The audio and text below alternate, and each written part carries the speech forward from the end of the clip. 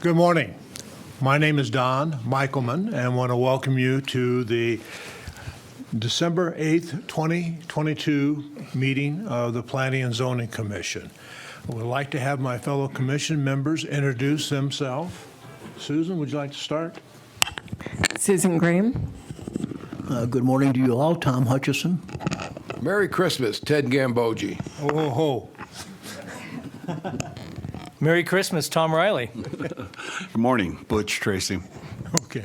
We also have in attendance Mayor Good, council members Montoya, Rusing, and Katelmi on that. So members of the staff will introduce themselves when they make a presentation to us or discussion with us. The first item, let me read my magic notes here on that. If you check your cell phones to make sure they're off or on mute, would appreciate that part. This is an open public hearing and is being tape recorded and videotaped by the city. The proceedings are being televised by representatives of the public media, the public, local cable and or radio stations, and may be rebroadcast. The number of commission members present is 6. It will require a majority vote of those present to pass a motion. As some individuals may be attending this meeting remotely, all parties wishing to be heard, including commission members, are required to state their name prior to speaking in order to ensure accurate minutes. Members of the public, when called upon, are required to state their name and address for the record so that we may know who is speaking and be able to contact them at a later date if necessary on that.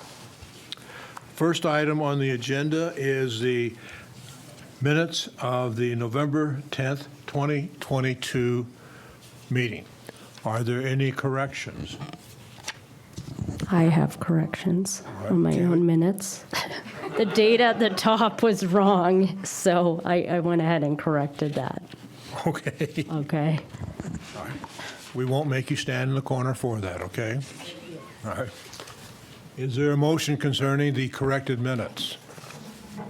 So moved. Move for approval of the minutes. Tom Riley. Butch Tracy, second. All right, we have a motion and a second. Any further discussion? If not, Kaylee, would you call the roll? Susan Graham, Abstain since I was absent. Tom Hutchison, Approve. Tom Riley, Approved. Butch Tracy, Approved.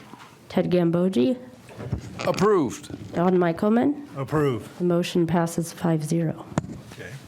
Next item on the agenda is SITE 22-014, site plan review for a 209-unit apartment complex on approximately 13.9 acres, zoning MF-M multifamily medium density, property owner the Tan Brick Company, applicant is Granite Basin Engineering, site APN 103-20-596S, location is the southwest corner of Gateway Boulevard and Palmer Lane. Tammy. Thank you. Good morning, Chairman, members of the Commission. Tammy DeWitt, Community Planner. So the project does consist, as requested for you, is a site plan review for a proposed 209-unit apartment complex. It'll include as amenities a community center, a pool, separate mailroom, and a dog groomer facility. Buildings 1 through 8 will be 3 stories, and buildings 9 through 11 will be 2 stories. Per the water policy, this is a site plan being brought before you, which you're getting familiar with these, due to the water policy. Per the water policy, if a application has to go through the water issues subcommittee for consideration for their water, it also has to come through the Planning and Zoning Commission for a planning process. In this case, the site plan review. Here's the subject property. It is located just south of the Gateway Mall, off of Gateway Boulevard in the back here. We have a new road that was created here, Palmer Lane, and it's on the west side of that. This is state trust land over here. We have the mall over here. And then this is not part of it. This is a separate project that may be coming through later next year. The subject property is zoned multifamily medium density, which does allow for the proposed, and their density is well within what they're allowed under that zoning district. Here's the site plan for review. So these are the 3 buildings that will be 2-story. So this is Gateway Boulevard here, and this is Palmer Lane, so north would be that direction. And the rest of these buildings will be 3-story, and well within the height limits. Since it is a pretty steep grade, there'll be some, we'll review that at permitting. We also have the community center here in the middle, the pool, and the other buildings, support buildings. Things that we look at with the site plan review are the building lot and setback requirements, which this meets it. The internal circulation was reviewed by our fire department and public works, and there's no concerns in regards to access to all the buildings. They will be providing landscaping and screening and buffering due to it's adjacent to single-family residential properties. Lighting will be reviewed at permitting to make sure they meet dark sky requirements. They have adequate parking on site, and the access has been approved preliminarily by Public Works.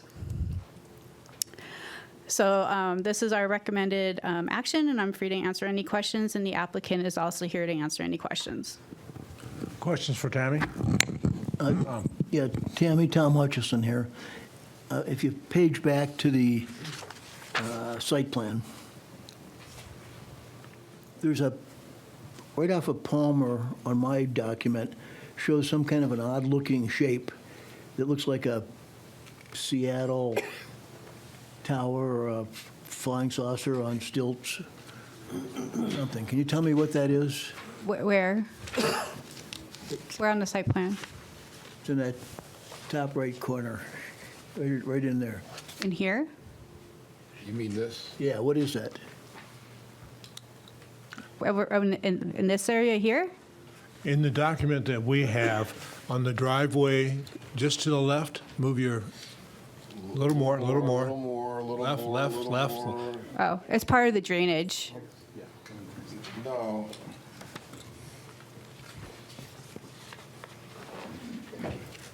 There's a bunch of parking spaces. Down here. Go north, north, stop. There. Right there. You show parking spaces. Tom sees this little thing that he says looks like a spacecraft. What are those lines to mean? Have the announcement on cell phones. Would everybody Okay. check their cell phones again? I think we're hearing one. So that's to provide drainage to make sure it goes out where it's supposed to go. Topographical information, basically. Yeah. It's topographical Yeah. information. Yeah, there's a lot of information on this, so, and a lot of it's the topography of the property, but what he's talking about, there's something right in here, and that shows where the drainage is going to go. Thank you. You're welcome. This also isn't commercial corridor, so we do check for colors and additional architectural styles. And it also, there are other things that are going to have to comply because they are adjacent to a single-family residential at the ranch. So there are other screening requirements and such for that boundary area. So Other questions?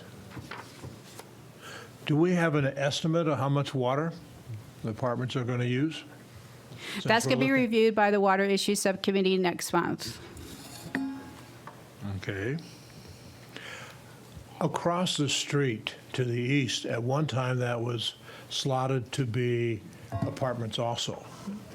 And we haven't seen anything at this time. They've graded the property to try to get a building pad started on that property, but we have not seen any plans or any proposals at this time what they're doing over there. But it will have to come through this same process. Okay. Any other questions for Tammy? Would the applicant like to make any comments? I'm happy to answer any questions that you may have. Okay. Does anybody have questions for the applicant? All right. Any members of the public who would like to make a comment concerning this proposal? I see none. Is there a motion? Mr. Chairman, Tom? I move that we put forward a positive recommendation on the site plan for site 22-014. I don't have to read the whole thing, do I? It might be best for the records. Okay. Site plan review for a 209-unit apartment complex on approximately 13.9 acres, zoning MFM, multifamily, medium density. Property owner is the Tanbic Company, applicant Granite Basin Engineering. Site assessor parcel number 103-20-596S. We have a motion. Is there a second? Susan Graham, I second. All right, motion and second. Any further discussion? If not, Kaylee, let's call. Susan Graham, Approve. Thomas Hutchison, I approve it. Tom Riley, Approve. Butch Tracy, Approved. Ted Gambogi, Approved.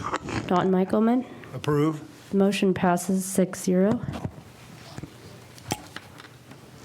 Next item on the agenda is SITE 22-017, site plan review for a 81,600 square foot building with leasable suites of approximately 4.0 acres, zoning IL industrial light, property owner Investment Potential LLC, applicant is NCC Prescott, site APN is 102-03-046 through 049. Location is 2218 Cirrus Drive.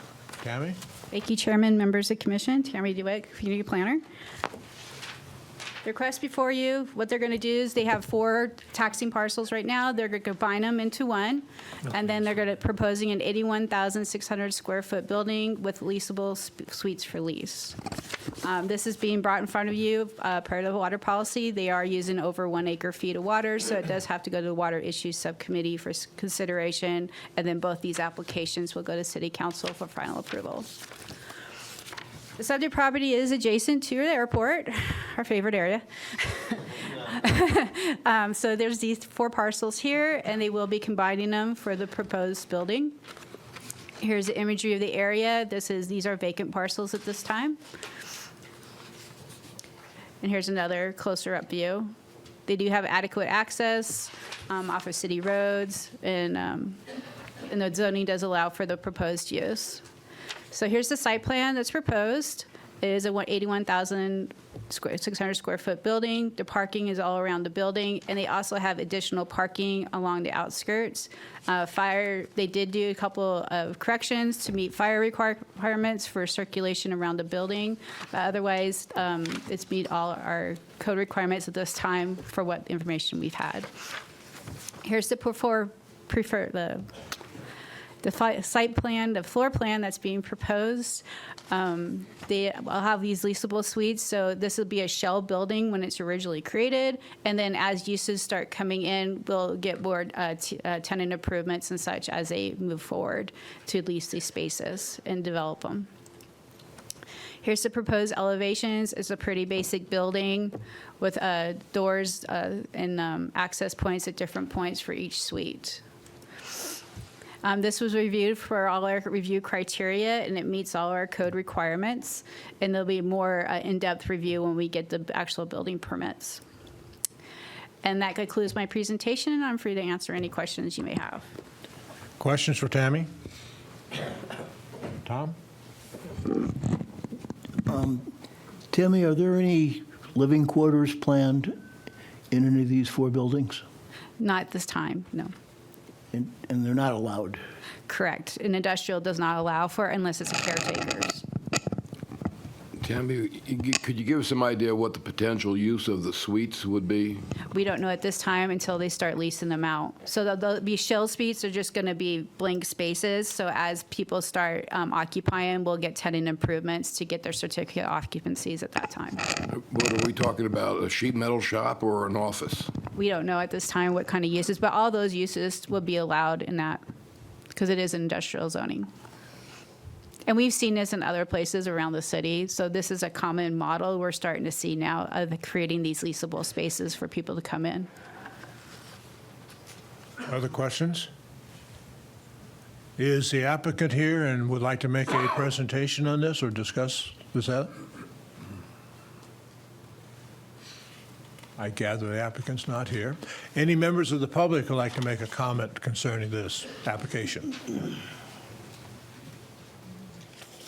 No comment? Okay. We are available for a motion to be made. Mr. Chairman, I make a motion that we recommend approval of site plan SITE 22-017 for an 81,600 square foot building per the site plan submitted. We have a motion. Is there a second? Butch Tracy, second. All right, we have a motion and a second. Any further discussion? If not, Kaylee? Susan Graham, Approve. Thomas Hutchison, Approve. Tom Riley, Approve. Butch Tracy, Approved. Ed Gambogi, Approved. Don Michaelman. Approve. Motion passes 6-0.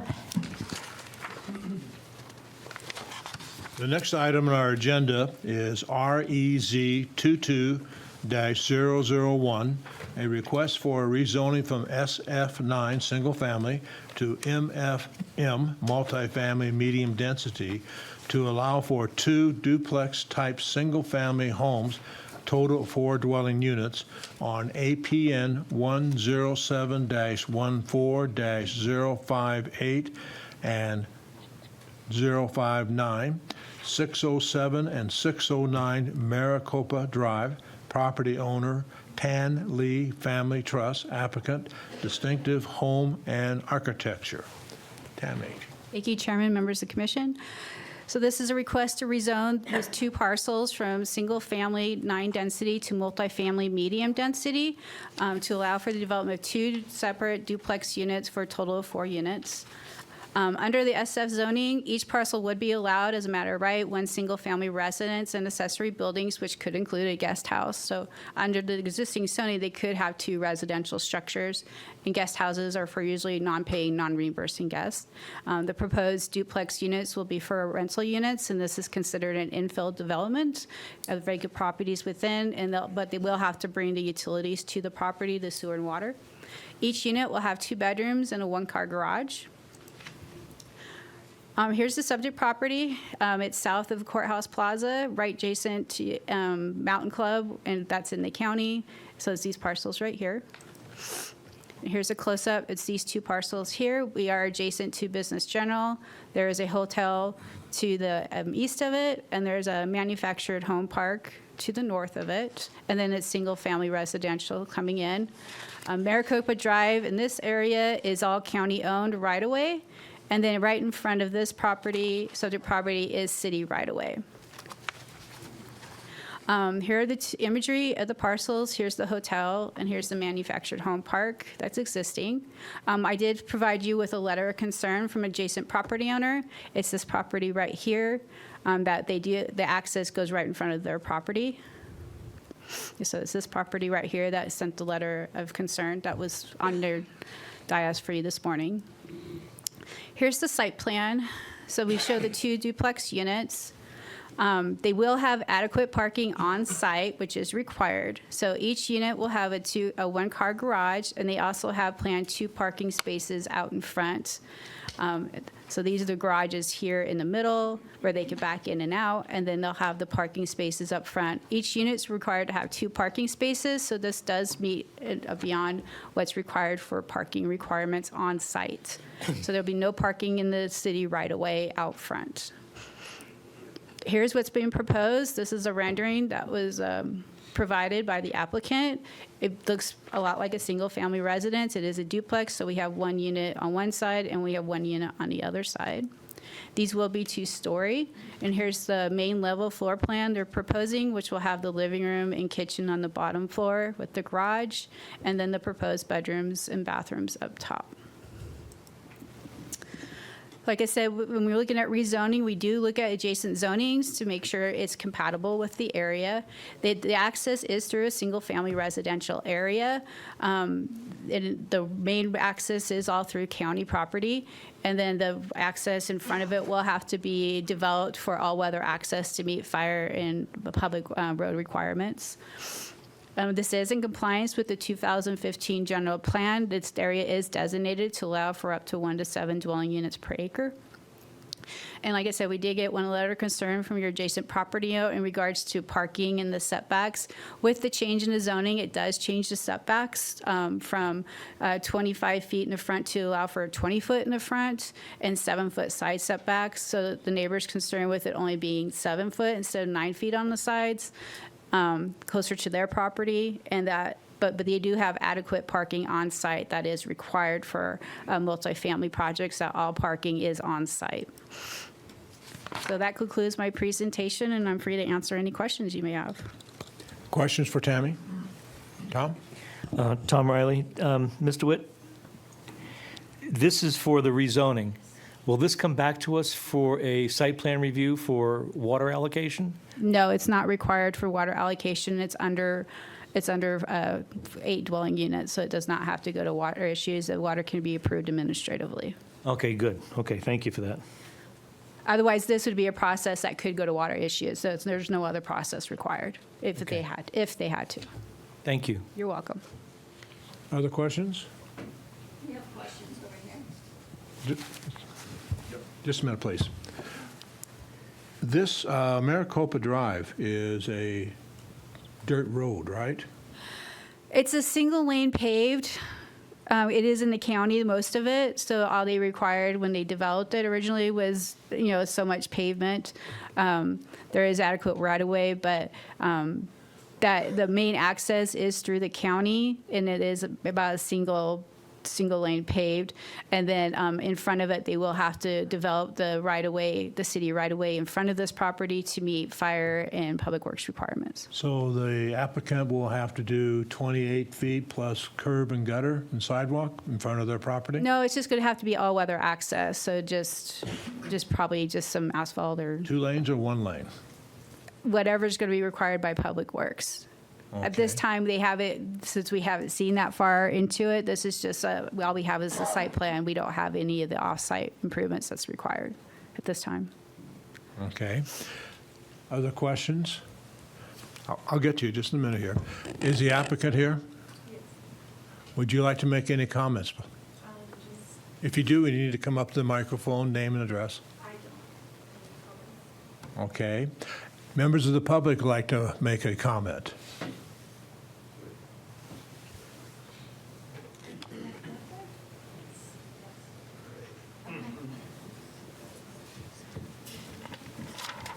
Name and address, sir. Emmanuel Greco at 760 Cherokee Road, which is in the Mountain Club. Okay, nice, private, rural area, single-family residences. I have a question for you. Okay, right now, our concern is like, okay, you got 2 duplexes, you got 4 families moving in. No big deal now, okay? Does this set the precedent for zoning the entire Mountain Club potentially for duplexes and multifamily homes where we'll have increased traffic? I mean, right now we got a whole load of traffic riding up and down Cherokee Road, which is a single lane drive, okay? Now, I see in the future, right now it's not a problem necessarily, but in the future, if you decide to zone that whole Mountain Club, and if this project here that you have proposed sets precedents to rezone and make multifamily units, we're going to have increased traffic, which leads to hazards. We like our Mountain Club the way it is. Are you located in the city or in the county? I'm in the city, In the city. right at 760 Cherokee Road. Okay. Okay. I mean, this is what I see. I mean, the potential to have multifamily, just like, Prescott's growing like a weed. You got money coming in, buying up properties and converting them into rentals. Hey, I want to make a profit too, but not at the expense of the beauty of the Mountain Club. Okay? And the safety of the Mountain Club. We can't really project what the future is going to bring in front of us. We can only take items that actually come in. Right. So to say yes, no, it's impossible for us to do that, I'm afraid. All right. Tom? Let me see. As far as setting precedent, the answer is probably no, simply because we take each zoning application on its own merits. Okay.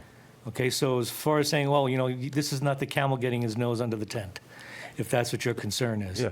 And it doesn't happen that way. The way that it happens, and Tammy can probably say that everything is looked at individually on its own merits. So if your next door neighbor wanted to come in, just because we did something good here or bad here, whatever we do, it's not going to make any difference. Everything is looked at one time. Okay, I hope not, Me too. because money talks, and got big investors coming in, and I could see the Mountain Club becoming another strip mall. Well, yeah, I don't want that to our happen. salaries won't be affected. I hope not.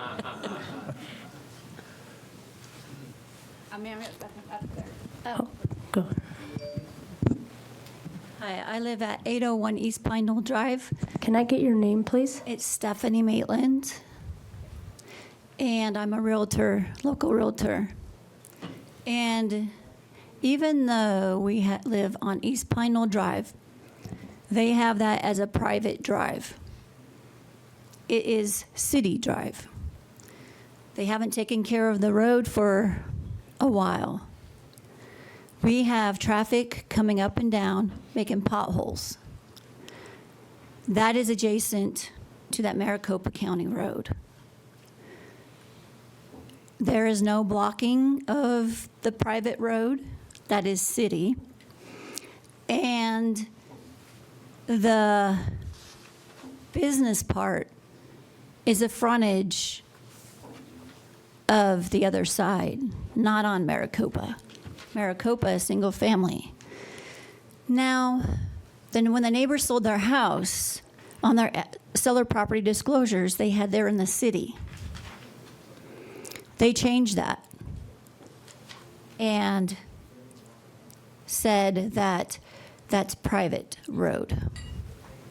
So, how are they going to get to their property on a private road that is not zoned business? That's my question.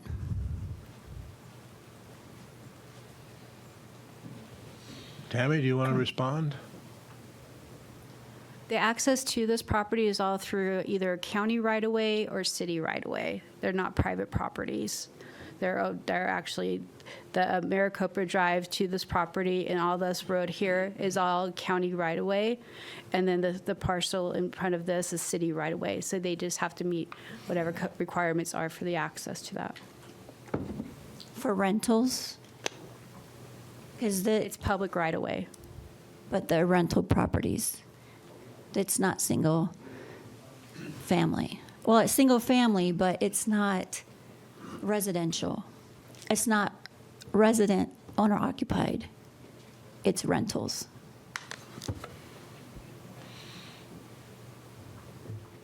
And the access is via public right-of-way. Okay. Yeah. But it's still rentals. Thank you. Thank you. Anybody else would like to make a comment? I had a question. Susan? Susan Graham. Looking at Michael Allen's letter, he mentioned that the applicant or a man has come to ask him to move his fence for his property use. He says that the fence is on his property, and I was wondering what's going on here. Why is that fence on his property, or is it not on his property? We don't know where the property line's out there. They would have to get it surveyed, and that's a civil issue Okay. that we don't get involved with. And then his concern about people parking on that road. If there's not enough parking, or if there are more people coming to those units than their parking spaces allotted for. It's city right-of-way in front of the property, so they can park in the right-of-way, which is allowed for any right-of-way in front of somebody's house unless it's posted no parking. So they do have adequate parking. They have 2 parking spaces per unit up front, plus they have a 1-car garage, which is more than what's required for the for multifamily. So they meet our parking requirements on site. Now, if they have overflow parking, the public right-of-way is you're allowed to park in public right-of-way. But if it's one lane, that's going to impede traffic. And if you drive to this, there's a lot of people parking in the right-of-way. Okay.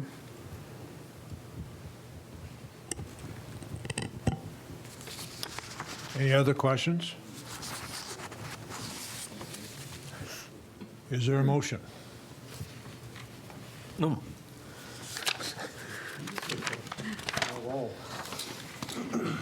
Mr. Chairman, Tom? I move to recommend approval of rezoning REZ 22-001 from single-family SF9 to multifamily medium MFM, subject to substantial conformance with the site plan. We have a motion. Is there a second? Tom Hutchison, I'll second. We have a motion, second. Any further discussion? I'd just like to make one comment. I drove up there the other day, and yeah, there are cars parked all over the road. So, to single out this particular one because they may park in the road, I mean, really? It doesn't make much sense. Haley, would you call? Susan Graham. Approve. Thomas Hutchison. Approve? Tom Riley. Approve. Butch Tracy. Approved. Ted Gambogi. Approved. Don Michaelman. Approve. The motion passes 6-0. Okay. Before we go to the next item, George, do we need to take a little break, or since you're going to be presenting, or not? Take a break. If we could take a very short break, maybe 5 minutes, just so that I can swap Okay. some information here. We're going to take a break and be starting again at 9:36.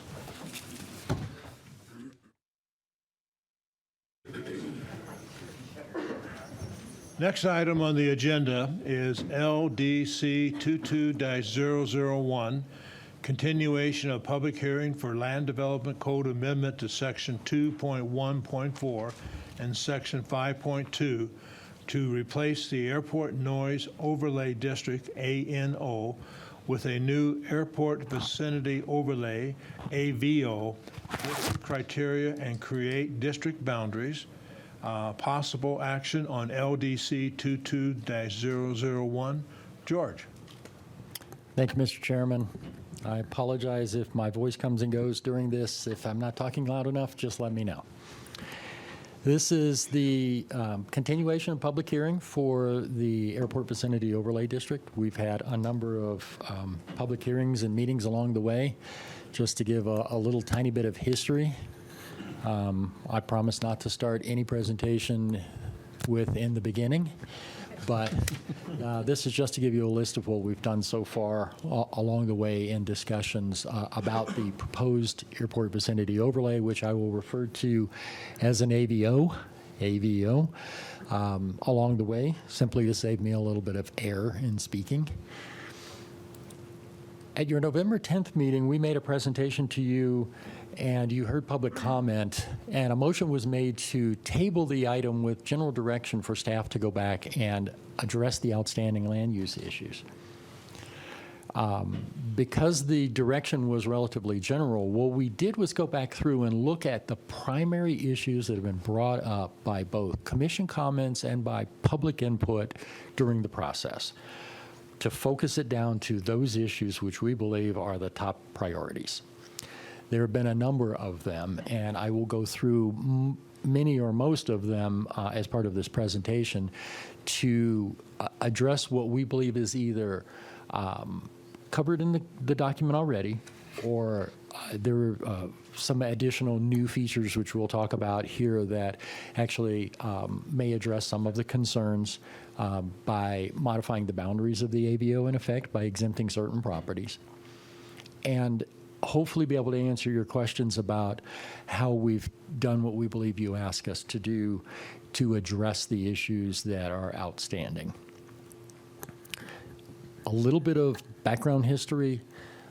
This is the boundary of the airport influence area. It was created in the early 2000s and was adopted into the city's land development code, our zoning code, when it became effective in 2004. So we have chosen to use the same existing boundary, which has been in place and requiring navigation easements since 2004, as the boundary for the AVO.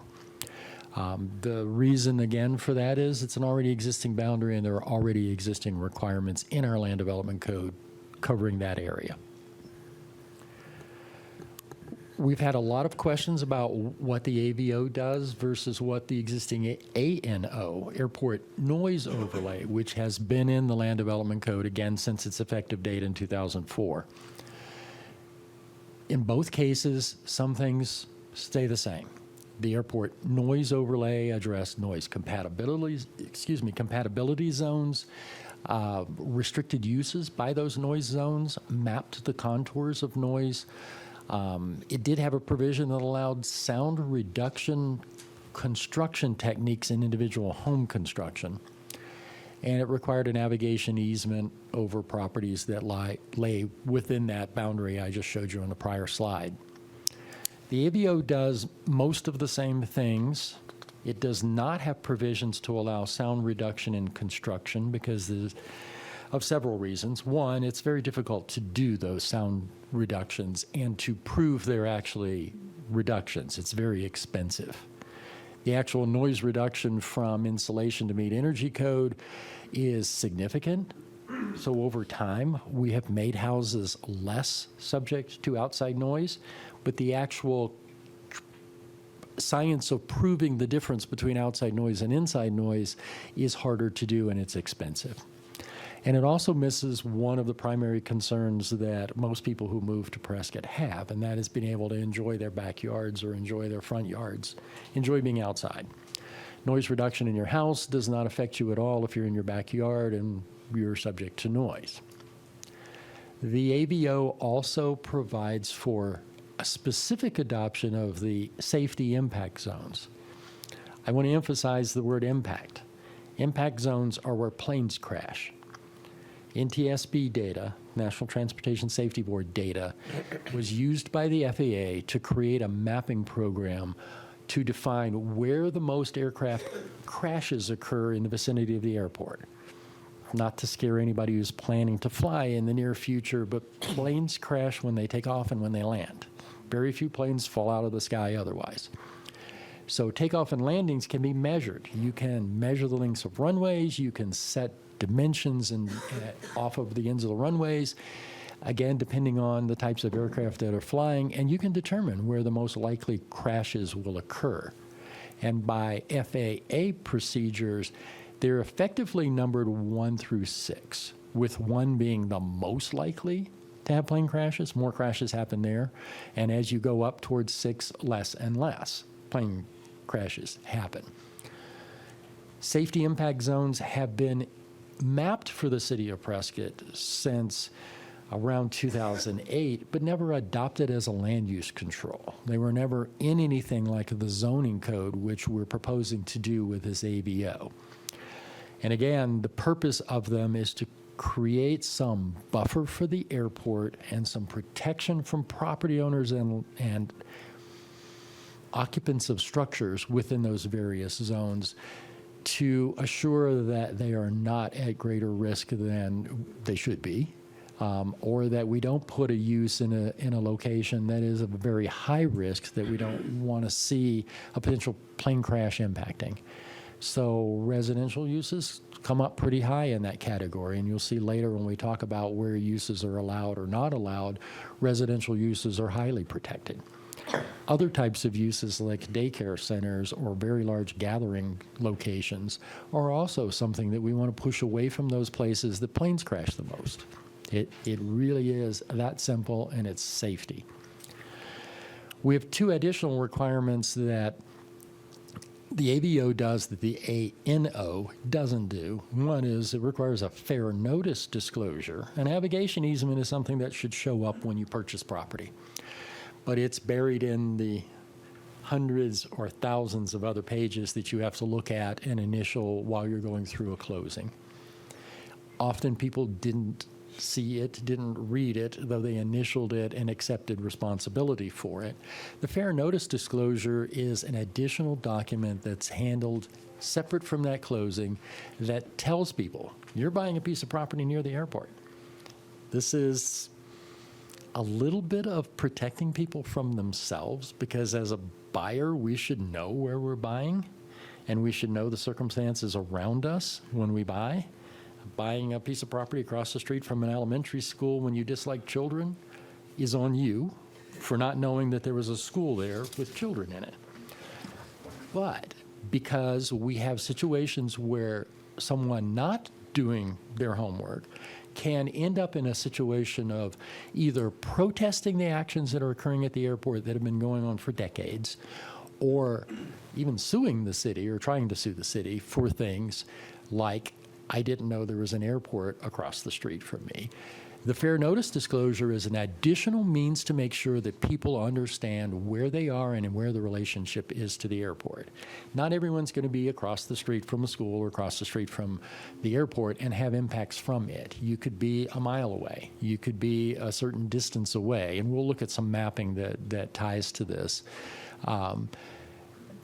Where you might not be able to see the airport, but you're going to have planes flying over you all the time.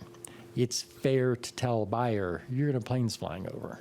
Especially in today's market, we're seeing an unusual circumstance, at least to those who are as old as me, of people buying property without ever visiting it. They're buying property from out of state and then coming here after they have a house built, and they haven't actually stood on the ground and seen the circumstances of their property until after they've already bought the house. This is another means to make sure that those folks are hearing ahead of time, you're going to be impacted by things that occur near the airport.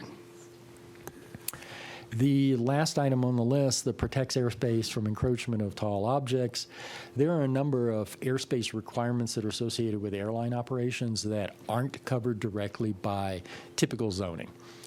Having a tree or a ham radio antenna installed in a yard that may project up into one of these areas where aircraft fly when they're taking off or landing is problematic for the aircraft, the airport, and potentially the property owner. And the AVO has provisions in there that allow us to prohibit certain types of height encroachments into that airspace, that protected airspace in the immediate vicinity of the airport.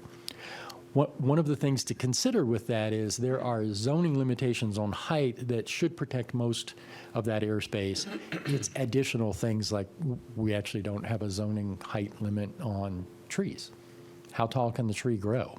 Height limit on the building is 35 feet, and if you plant a tree that grows to 50, you may have a problem with the tree, but not the house. So this is an additional allowance in case something like that occurs and in case it interferes with the safety of aircraft using the airport.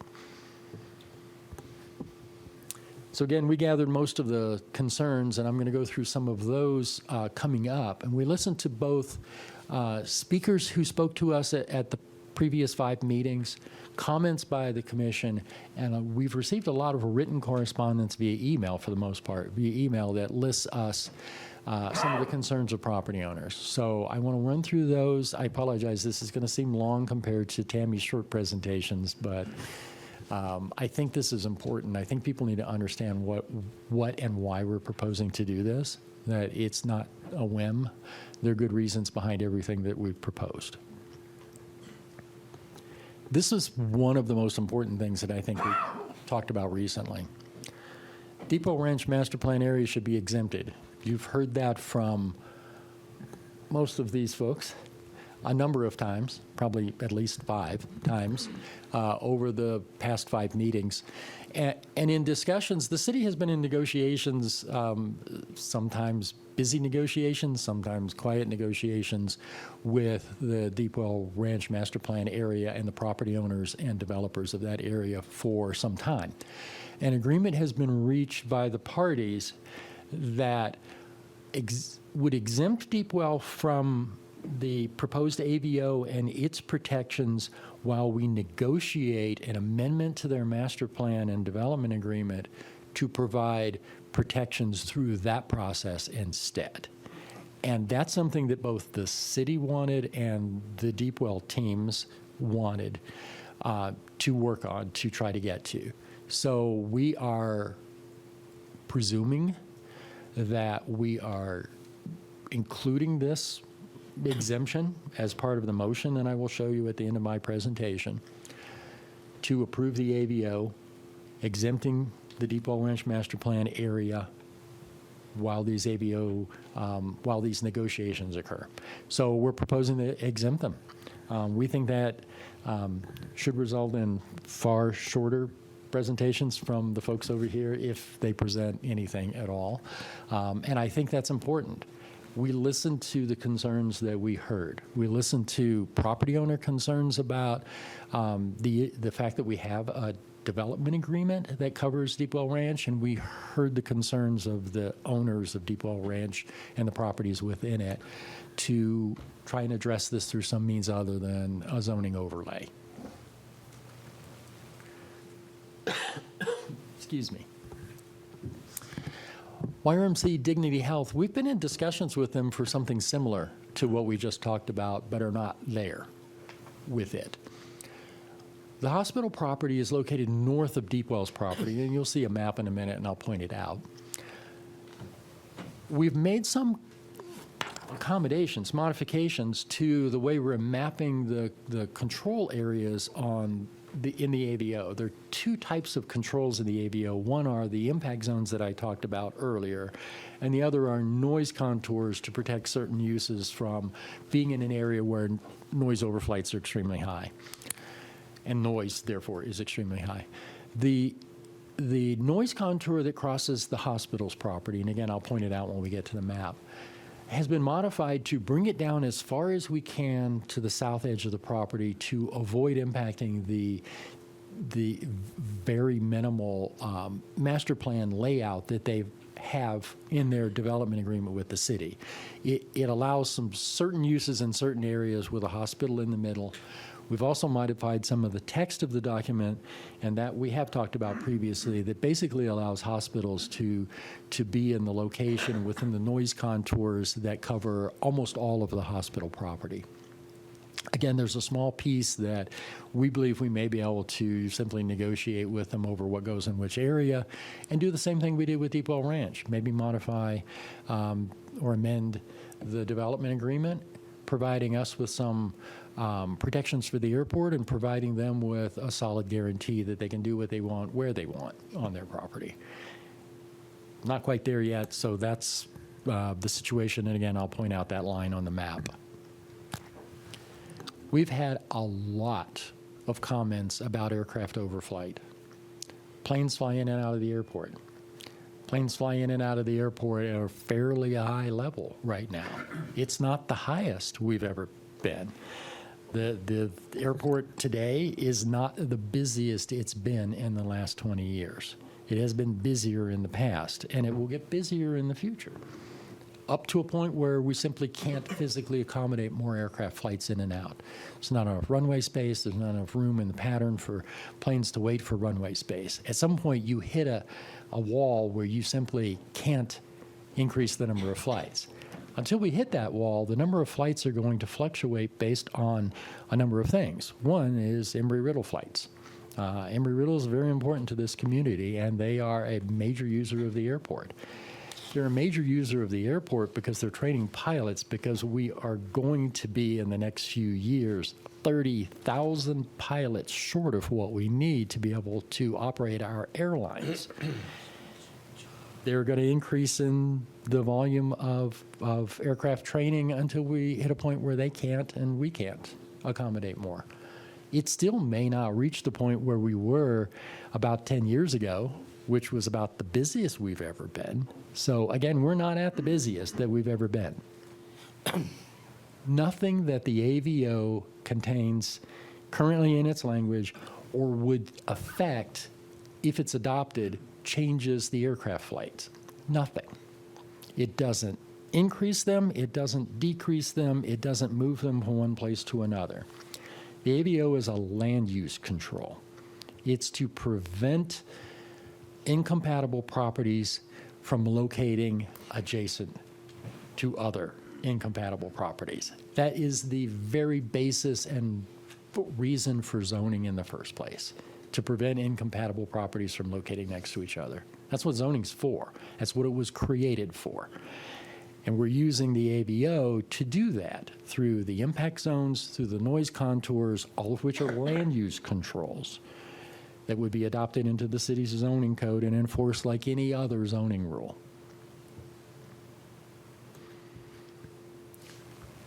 there's been a lot of concerns about, I already own a house and I'm going to be within the AVO boundaries and I could be affected by this. We initially started out, much to my chagrin, I'm the one who said it, that anyone who's already there can be made a legal nonconforming. The common terminology is grandfathered. The legal terminology is legal nonconforming. What that is it's kind of a stamp on the property that says it's okay to stay there, but you're not compatible with the zoning.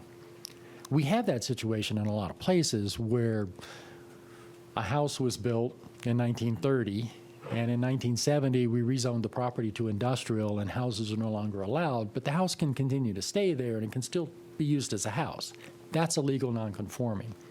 What we've done instead with the AVO is to say that if you were already there with an existing established use, or you're on a parcel that was created by a subdivision that was approved through city processes prior to the adoption of the AVO, whenever that happens, you are allowed to do everything you're allowed to do under your current zoning. You're not grandfathered. You're a legal conforming use, just like someone who's not in the AVO who has a house that was built 30 years ago. You're subject to your zoning requirements.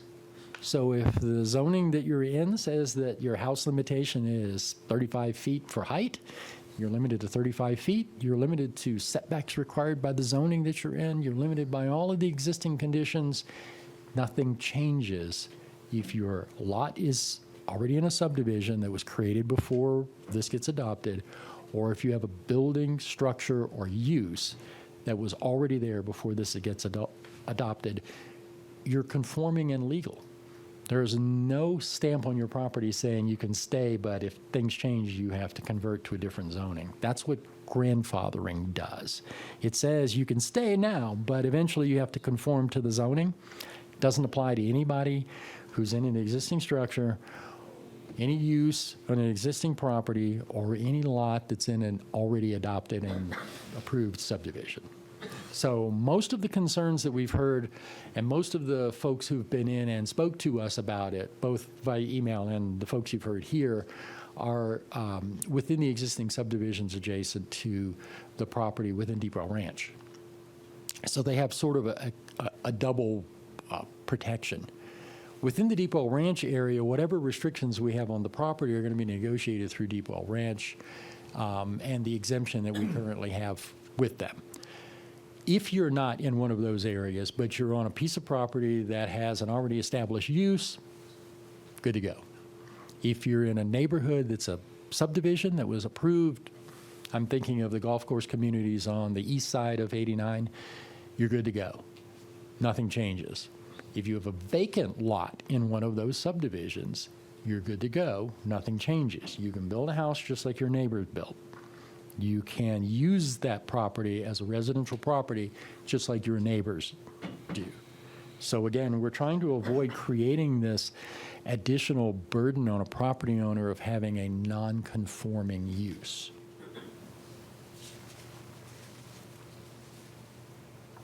A lot of comments have been had about impacts on property values. There's a lot of arguments in both directions on property values. It's really hard to nail down. Markets go up, markets go down, values go up, values go down. A lot of it is not directly related to actions by the government. It's related to the market stresses and market pressures. It could be that just being located near an airport has an effect on your property value. That's certainly a possibility. We don't believe, again, primarily because of the prior slide, we don't believe that adopting the AVO changes someone's property value because their rights and abilities stay the same. The only thing the AVO requires that isn't required currently is the fair notice disclosure when you sell your property. You already have an obligation, a legal obligation that's been in effect since 2004 to sign a navigation easement if one already doesn't cover your property. That doesn't change with the AVO. It's already in place right now. We don't believe that there's a direct correlation to property values based on the ABO being approved, based on the comments on the prior slides. By the way, I didn't tell you, if you really have a question that's relevant to a slide, feel free to interrupt me. We do have an opportunity a little bit later for each of you to talk to me, asking questions, so it's up to you to hold the question or to ask now. We're making a recommendation today. We're not giving you options. We gave you options last time. There were 3 options plus the original. We've selected one that staff believes covers everything. We've modified it slightly, and I'll show you those modifications. This is staff's recommendation. We want you to consider moving this forward, adopting the ABO, recommending adoption of the ABO. And again, your requirements, your task is to make recommendations to the City Council about zoning and land use matters. The 2 exceptions to what we've talked about previously, I'm going to talk about in just a moment with a couple of snips out of the document itself. And by the way, I have the ABO text, which I'm willing and able to go through paragraph by paragraph to address things if you have specific requests or comments or questions about parts of the text. I realize we've submitted that to you several times. The last 3 times you got it, it's the same thing as you got the other 3 times. I don't want to risk the opportunity of missing you having it, so we've submitted the same thing over and over. The recommendation we're making today does make a couple of changes. I'll show you those changes in the text, and I'll show you those changes on a map. In the text, 2 of the columns have had, and I'm going to see if I can point this out. We use asterisks and footnotes to accomplish some of the things that we're trying to do without cluttering the table to the point where a reader can't read it. And one of the things that we've run into in the past with zoning codes is you want the table of uses to be the easiest thing in the document to read. Our current use table that affects most things outside the ABO area is designed the same way as this. We had, and I'll point out the zones. So this is zone 1. I had a label on it. I apologize. I dropped the label when I made this. Zone 1, zone 2, zone 3, zone 4, zone 5, and zone 6. These are the impact zones that we've talked about before. The asterisks attached to them refer to footnotes that are references to the noise contours. So rather than have 2 tables with some kind of weird matrix where you have to try and figure out if it's, where it intersects, we've identified them through this process. The one thing that we've changed in this proposal that we didn't show you in the last were these 2 columns showing no residential uses. Again, we've identified these residential uses as highly impacted by noise overflight. They're also the very thing that we're trying to protect from aircraft crashes. Zones 4 and zones 5, very little of zone 5 actually is affected because it sort of parallels the runway, and you'll see that in a minute. Zone 4 particularly, though, is in line with the runway. It's in line with aircraft takeoff, and we're proposing no residential. Prior to that, we had this designation, and again, I'll show you the footnote in a moment, that allowed them but had a designation that effectively doesn't allow them, so it didn't make sense to leave it that way. And that asterisk says outside the future 60 DNL. That may sound a little weird, but I'll show you a map that makes sense. Because it was previously allowed, a P for permitted, with an asterisk that says outside the 60, we looked at where the 60 contour line was in relation to where these impact zones are, and it made no sense to list them as permitted in this table, and then using this outside the future 60 DNL basically excluded them. So rather than allow them in the table and exclude them by a footnote, we're excluding them in the table and reinforcing it with the footnote. Hopefully that was clear. Sounded great to me. This is the map that we're talking about. The dark lines are noise contours that are controlling factors in the ABO. These lighter lines, these are the impact zones that I talked about before. So you'll see they're aligned with runways. And again, I mentioned earlier, the FAA actually they have a formula to calculate them. And we use their formula to calculate them. It's the same formula nearly every airport uses to figure out where the crash zones are. So we use those to determine where they are on our map. This contour line is the future 60 that we're talking about. You can see that it extends fairly well beyond the airport in certain areas. You can also see that it effectively stops at Deepwell Ranch. Again, because of our agreement with them, they would not be affected by that contour. It continues out over an area outside the city here, outside the city here, outside the city up here. All of these areas potentially could annex someday. And if they annex, we want the airport vicinity overlay district to be ready to help control those land uses to protect the airport, even in areas in the county. We have no enforcement authority outside of our corporate limits. Showing a line or showing an impact zone in the county is for the future potential of that property coming into the city someday. We can't do anything currently.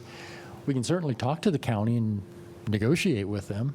By the way, when someone rezones in the county, we are notified of it and have an opportunity to comment on it. The city of Prescott can reply back to the county and say, yeah, it's a bad idea. Please don't put a 5,000 person amphitheater right in line with our runway. We talked a little bit about YRMC and their campus up here. That's this red sort of square, slightly offset square.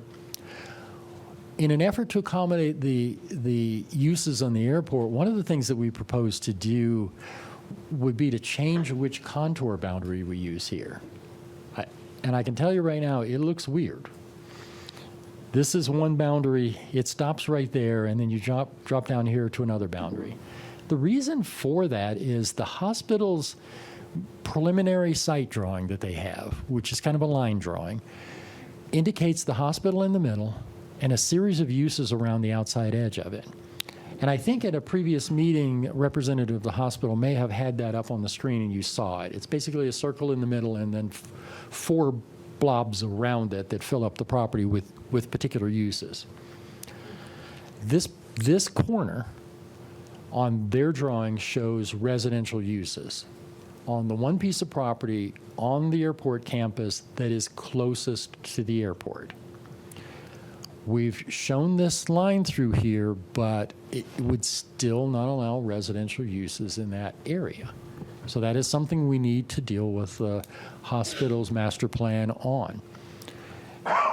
We've made an accommodation so that this line, the 60 future, does not cut through where the hospital's plans want their hospital, in the middle. Now, the hospital itself is probably going to be a later development once they start on the site. Generally, you build medical office and then you build a hospital near them. I don't know what their actual plans are. In either case, the hospital would not be affected by the AVO, and the building itself could go in that location, the structure. It is within an impact zone 6, which is the least hazardous based on NTSB crash data. But it is within an area that could have been and probably will be affected by a lot of noise and overflights. We made an accommodation in the code to move hospitals out of a noise-sensitive use. Anyone who's been in the hospital will know that hearing planes fly over is probably the least noise you're going to hear inside of a hospital. They do not tend to be quiet. to allow the hospital's master plan to go forward. But again, the one exception we have and the one area that we need to have further conversation with them is the fact that they currently propose to have the residential use in the point that is most dangerous and most noisy. And again, the noise, the danger is based on the aircraft overflights, not based on adoption of the AVO. Those planes are going to fly, and that noise is going to occur whether you adopt an AVO or not. So again, that's one of the things we wanted to talk a little bit about. Just a little zoom in to give you an idea. This is future 60. It sounds like we're guessing, but we actually have particular data that's used to show where those future 60 lines will be, and current 60. One important thing I think to look at here, the current 60 is what's actually been measured in the field. This is where that boundary line actually is.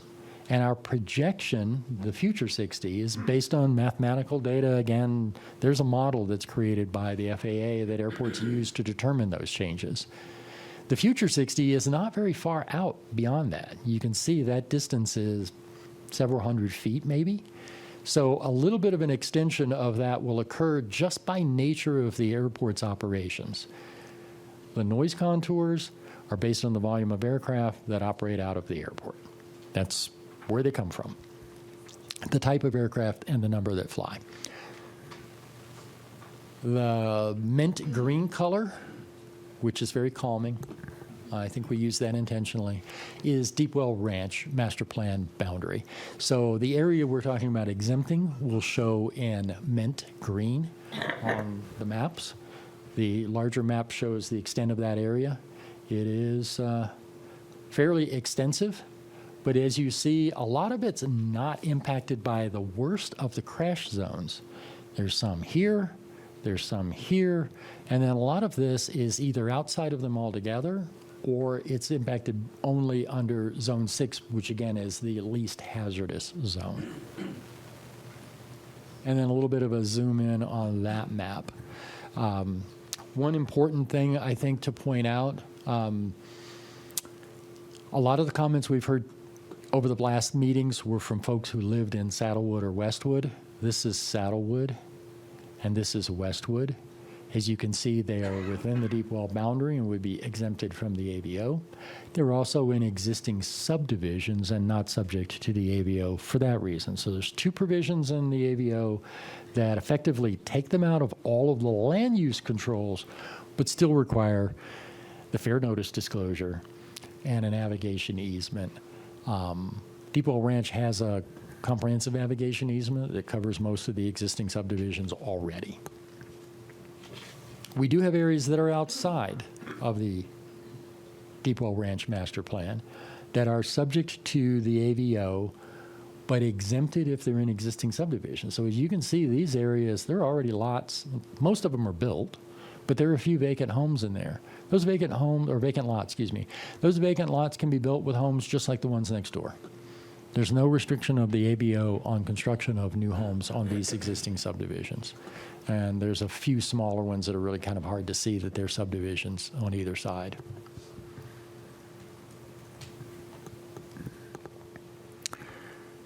Just to help frame the responsibilities of the commission, not for the commission, but for the public. You guys know what your jobs are. Planning and Zoning Commission is tasked with reviewing requests to amend zoning maps or to amend the text, and we're doing both of those with the AVO. We're amending the text with the language, and we're amending the map by adding the impact zones and the noise contours. And your actions are to make a recommendation to council. So this is not a deciding body. Your recommendation today still has to go to the city council. They still have to hold a public hearing of their own. They still have to take public comments into consideration, and they have to make a final decision, and they have to answer to their bosses for their decision. Your decision today is a recommendation. It is focused on land use. It is focused on the proposal we've given you, both in the text and in the mapping, for adoption of an AVO to protect the airport and to protect future users near the airport. We believe we've addressed most of the biggest issues, at least the biggest issues, maybe not all of the issues. I'm sure someone will bring up something that we haven't addressed, and we'll be happy to try to address it if they do. And at that point, I'm prepared to stop. We'll point out your public hearing is still open, and I would suggest that I'm going to be available for questions of the commission, but perhaps it's best to have the public comment period and then have that section addressed. And then We're going to make a little change in our normal part and hold the commission questions for a little later and allow the public to make comments on this. As we have done in the past, we will hold the public comments for 30 minutes and would like to have each presenter hold their comments for a 3-minute time limit on that. Okay? Kaylee, do you have a list of people who would like to talk? Yes, I do. I have, from what I've gathered, 2 lawyers and then just 7 members of the public. And we'll go with the lawyers first. Stephen Polk. And 3 minutes each, you said? 3 minutes. 3. It's tough. It's tough. Thank you, Mr. Chairman, Commissioners. My name is Stephen Polk. I'm the attorney for James Deepwell Ranch. Now, as you heard from Mr. Worley today, we reached a temporary agreement with the city to exempt all of Deepwell Ranch. That's all 1,800 acres within the master plan. Now, that affects and exempts all of the existing homeowners, all of Saddlewood, all of Westwood, all that's exempt. That's part of the agreement. Now, the agreement has identified the areas where the city wants to negotiate with Deepwell to reach a permanent solution. They've listed them in the agreement. And so we're willing to work in good faith with them to negotiate those. That's going to take time. It took 14 public meetings and 2 years to do the original master plan. We've done serious planning since then as we've been building this planned community out there. And so to have to redesign this and accommodate these changes the city's requesting, that's going to take a lot of time. So I think it's a really good first step that we have this agreement on a temporary basis, at least. All of Deepwell Ranch master plan is exempt, and all of the homes within it are exempt. Now,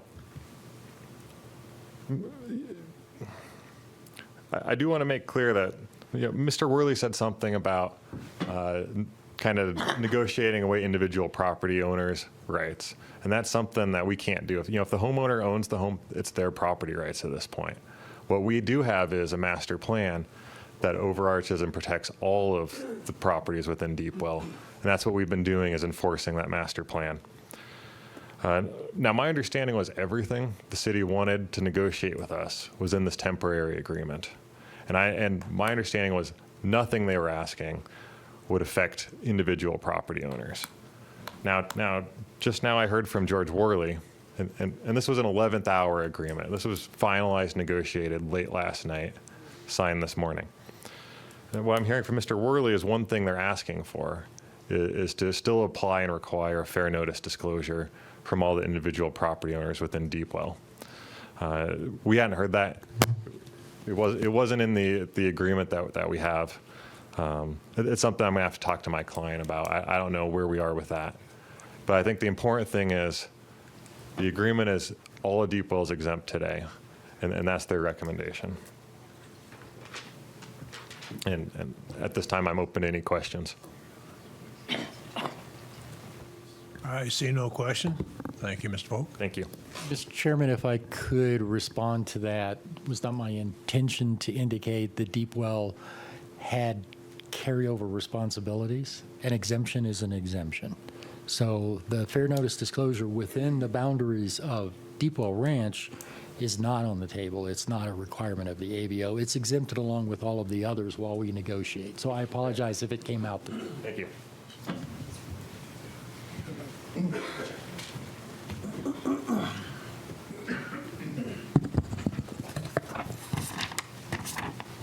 Jonathan Millett.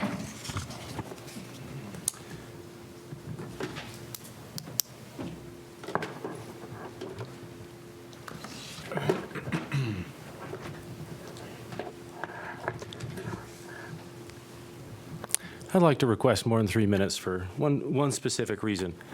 With almost every application that you have, the applicant is a private property owner. But the applicant before you is the city of Prescott. Now, normally, when an applicant presents their application, it's evaluated objectively by staff, and staff advises and gives an evaluation and a recommendation. In this case, staff is advocating. So staff has an interest that they are arguing for. There is nobody on the other side except the public and the private property owners. So I would ask for a little bit more time today to address some of the things that have been said at today's meeting, and then also address a way forward, because YMC would like to have the hospital there and to have the airport protected. Let's see.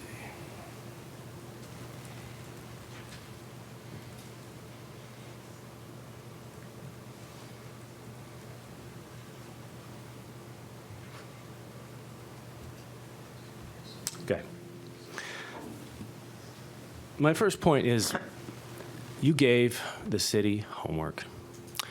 And it was a little more less than general. You did actually want them to come back and talk to the large, I guess you could say, James Depot Ranch and Chamberlain Development and the hospital, who have existing development agreements, and discuss the issues and try and resolve them. Some efforts were made. We met, that is YMCA and city staff, on November 28th. At that meeting, nothing was reached. No agreement was reached. We talked about our problems. The problems that the hospital has is, and this was our request, is just accept us, exempt us from the overlay district. We have a development agreement. The development agreement controls. Just apply that. And the city said they couldn't do that. We talked about the difficulties that we had, and this is a difficulty even if all the property is accepted, we're still left without partners to pay for the infrastructure and utilities. And these are not insignificant costs. As I'll explain later, it drives a lot of the problem. So, for example, looking at, and this is just to show, so the current proposed impact zones, let me get the right one here, actually take up, if you'll notice, and I'll zoom in a little bit so that you can see.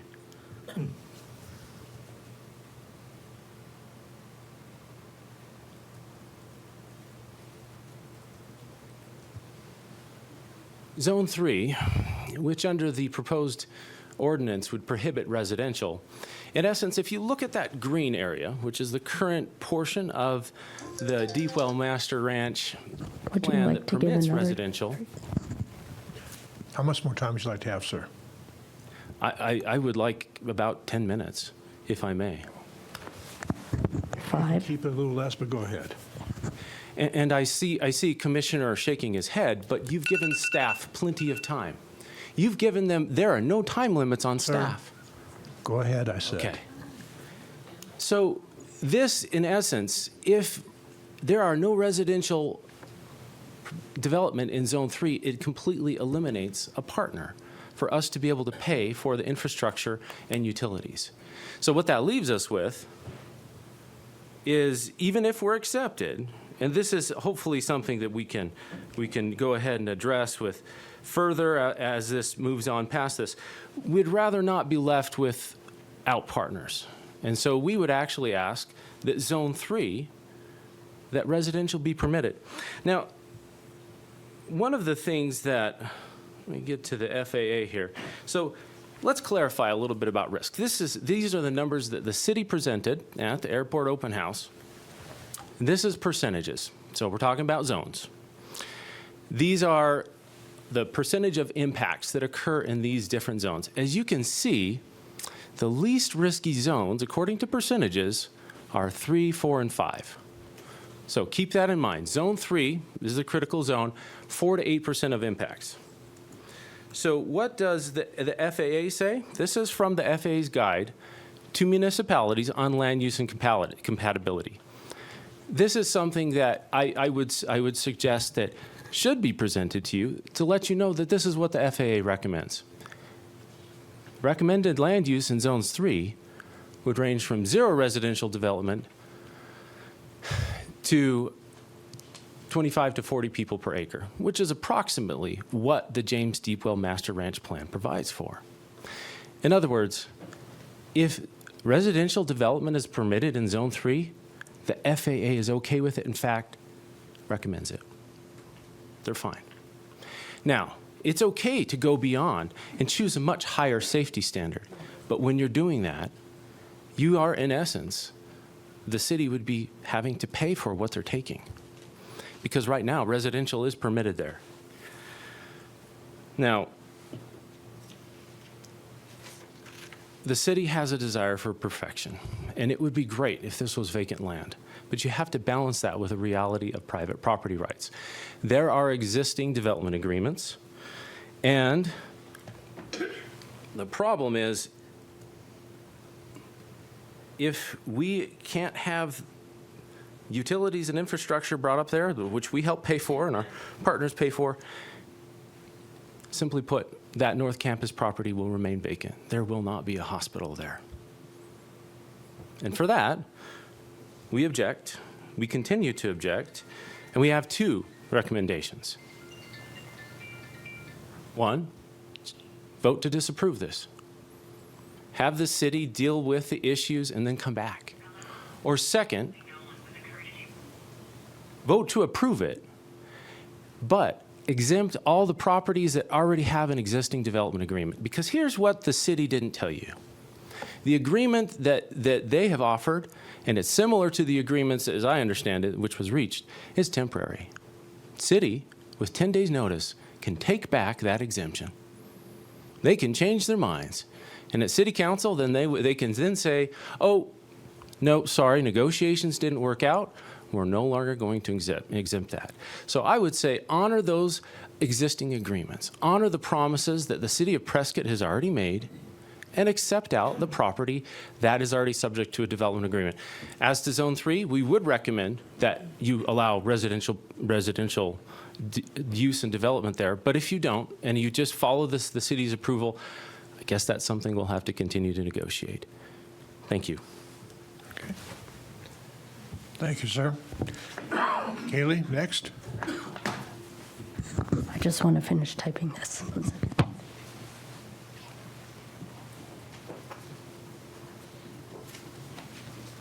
Okay, Cindra Garthwaite.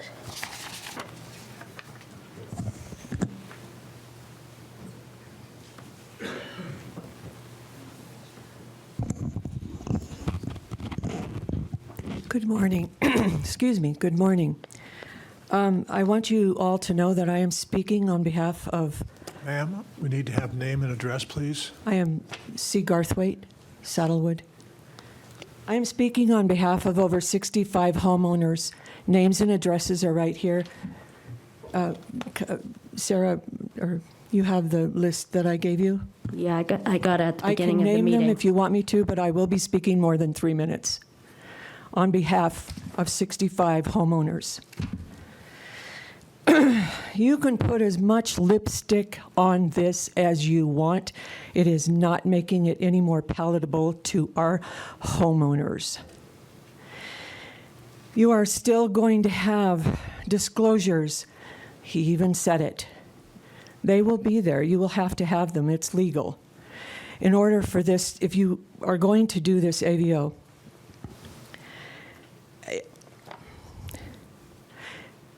you are not ready to really vote on this, I don't believe, because our lawyer for Deepwell Ranch has indicated there's not really things that are permanent right now yet. So you, because you represent us, you represent all of us. Any person who is employed by the city of Prescott, working for us, the tax-paying citizens of Prescott. That is why I'm speaking for all these people, and there are more than this. I couldn't get all the names down. You're speaking for us, you are voting for us, you represent us. We deserve transparency and honesty in our elected officials. These officials here, Mr. Worley, Ms. Sabata, Mr. Mayor, we deserve honesty. We deserve transparency to allow this AVO and for it to become permanent. You cannot undo it. The landowners and homeowners, this violates still the 2017 Land Development Agreement because we, including the hospital, we need this hospital. I have spoken about the hospital before. It is imperative. We are a growing city. We have 45,000 plus right now people, 45,000. This is a small city. We do not need a bigger airport. This airport is safe right now. You are more likely to die or get crashed in a car than you are in an airplane. Please understand that. They are trying to scare everyone. How scary it is we don't have this AVO. We do have an AVO, and it is right now and has been for many years safe and protected for this airport. We do not need a bigger airport. The AVO is not required by the FAA. This is not required by the FAA to be safe and protected for this airport. I have called the FAA twice now just to make sure. We do not need this. This AVO is not needed. It is wanted by few people here in this room. They want it. They want to protect their little airport for all of the people complaining. They want to protect Embry-Riddle. Embry-Riddle is a private company. It is a private for-profit company. If they want more airplanes and more takeoff and landings, they can get their own airport. They have in other places, i.e. Daytona Beach. Ma'am, the 3 minutes are up. I know they are, and I'm speaking on behalf of over 65 people back here. That does not give you 3 minutes per 65 To waste our taxpayer money on continually promoting this AVO is pushing their personal agenda, and you are allowing an egregious violation of our trust. I will keep it down because I want to make sure that everybody has heard what I've said today on behalf of all of the people of the city of Prescott. Thank you. Thank you, ma'am. Okay, Jeff Hall.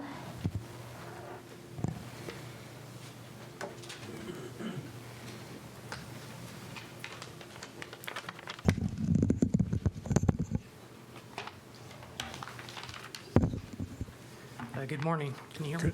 No, a little closer. Good morning. Good. My name is Jeff Hall. I reside at 7175 East Sheriff Lane, Prescott Valley, 86315. I'm a private pilot and own a small plane hangared at Prescott Airport. I support the AVO because I'm concerned about zoning decisions that affect flight safety and compatibility of airport operations with nearby development. It's important this commission, and especially the non-flying public, understand what is at stake here. A 2018 NTSB report documented that takeoffs and landings are among the most likely phases of flight where an accident occurred. As pilots, we are trained to anticipate emergency on takeoff. And should a loss of power occur at low altitude, we are generally limited to landing straight ahead. We have precious few seconds to make decisions and minimize risks to those on board and on the ground. Last May, a Cessna 172 departing runway 21 left lost power on climb out. He was only a few hundred feet in the air, but luckily found a small patch of ground next to Willow Creek Road. It's my understanding that lot is zoned for future development. If my engine fails on takeoff, I need options for a forced landing. I don't want to be put in the position of having to choose between hitting a home, a church, a school, or landing on a playground or neighborhood street where people are present. I fail to understand why the city would allow development of structures where aircraft are likely to crash or where noise from overflight makes for an unpleasant place to live. The airport brings jobs, services, and revenue to the community, so let's protect it and keep residents safe. Now, I'd like to address a couple of the concerns regarding early morning flights and evening flights. Why do we fly at those times? To legally carry passengers at night, the FAA requires pilots complete a minimum of 3 takeoffs and landings every 90 days. And these flights must occur at least 1 hour before sunrise or after sunset to qualify for night currency training. Another reason we fly at these times is to avoid turbulence and gusty winds. During summer, thunderstorms develop by early afternoon, so we depart early to arrive at our destination before bad weather moves in. And speaking of gusty winds, I'm thankful we have the crosswind runway.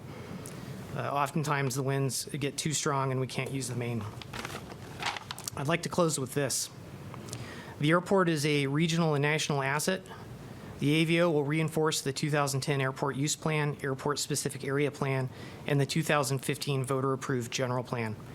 The AVO will support future extension of the main runways, increasing safety for pilots and passengers, and reducing noise levels for the residents already living next to the airport.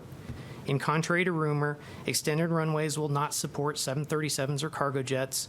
The runways will be longer, not thicker, to support the heavier weight. The AVO does not create new non-conforming uses for platted or existing subdivisions, but it will assure future residents are better informed of airport operations and overflight patterns. And finally, with or without the AVO, flight operations are predicted to increase in the future.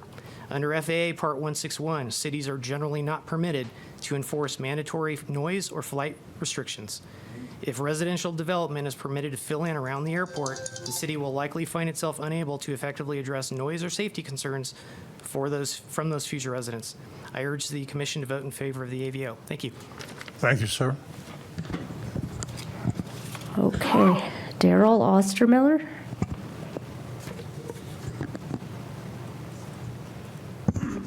Commissioners, City Council members, citizens, I'm Daryl Ostermiller, 13850 North Spanish Barb Lane, Prescott, Arizona, 86305.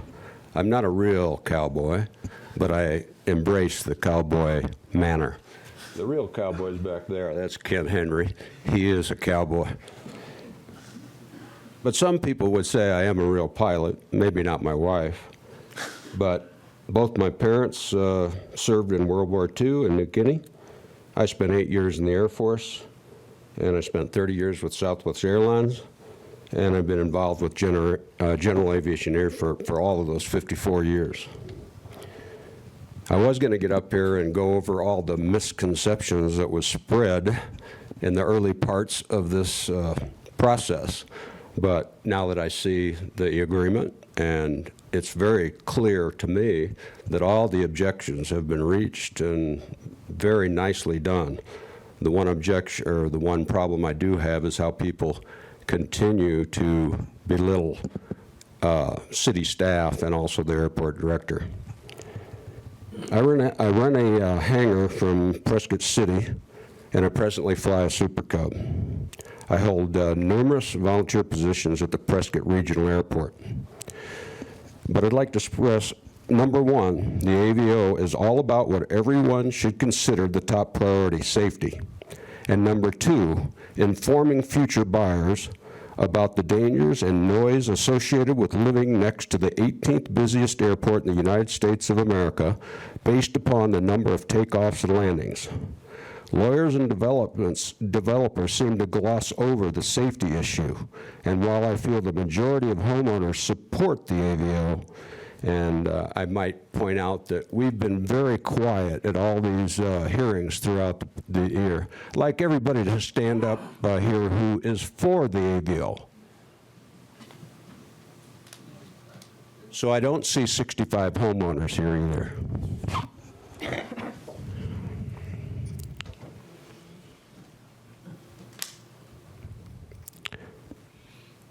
Obviously, some homeowners are against the AVO, but I think due to the misconceptions, misrepresentations that have gone on here in the past, I can understand why.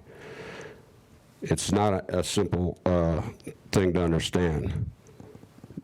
They concentrate on noise issues, and in so doing, they actually enforce the need for the AVO, because the AVO is designed to accurately inform future home buyers of the noise levels as well as the safety zones.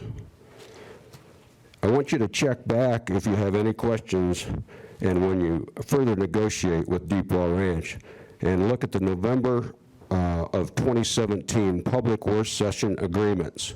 Said that 199 acres would be set aside for airport protection, half of which would be totally open space with no structures.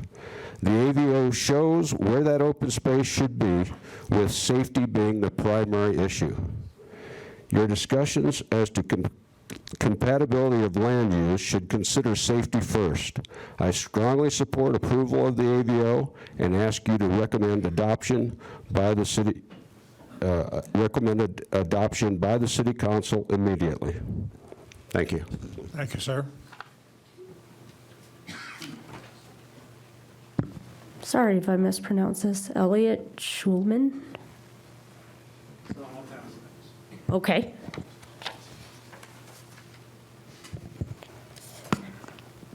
Is it Lita Montgomery? Lisa. Sorry.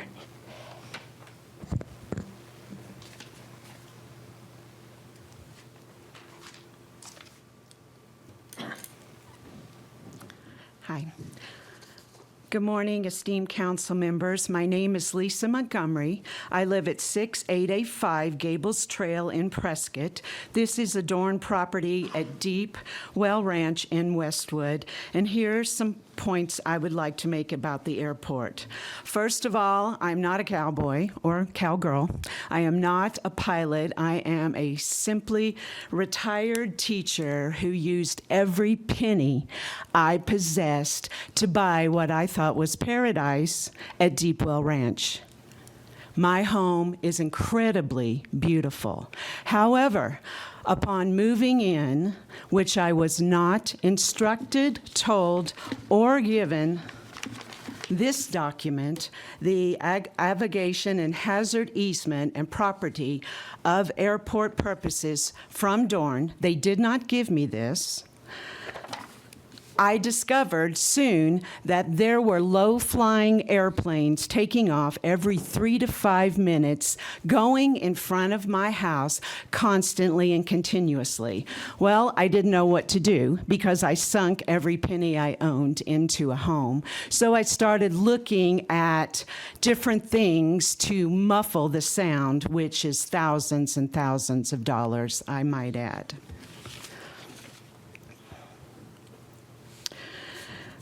Because I was not given a precise disclosure of the frequency of these low-level airplanes flying over my house every 3 to 5 minutes, it definitely left me with a bad taste.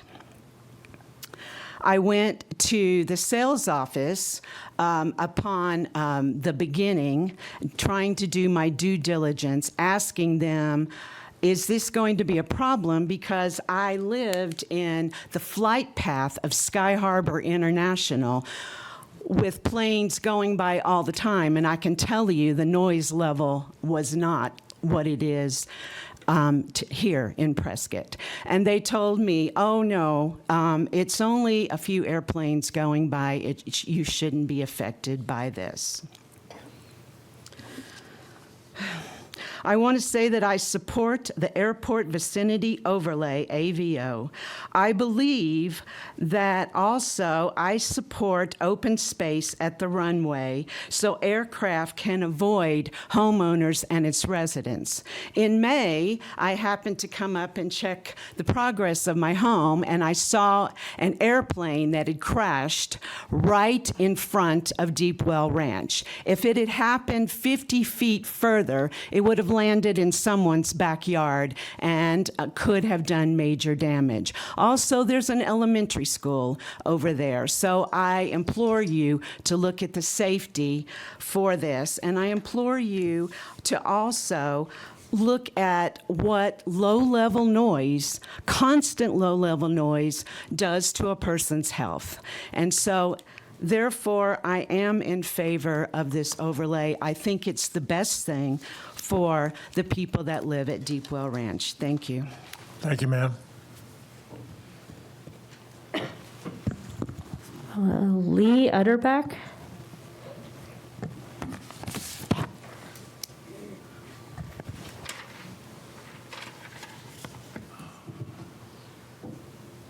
Good morning. My name is Lee Utterback. I reside at 2162 Clubhouse Drive, which is about 300 yards from the runway at the airport, and I've lived here for about 7 years.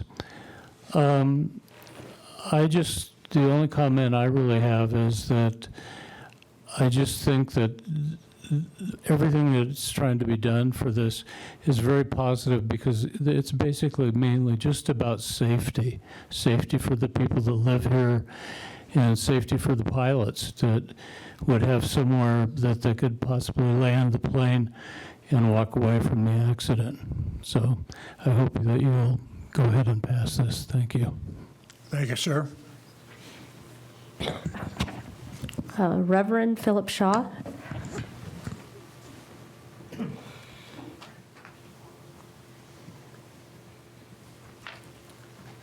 Good morning, Commissioners. I'm Philip Shaw. I'm the rector of St. Luke's Episcopal Church at 2000 Shepherd's Lane, 86305. And I rarely repeat sermons quite as often as I have this one. I don't think anybody at St. Luke's has any objection whatsoever to safety. We have a very specific objection that I have spoken to you about twice, and it has not been addressed.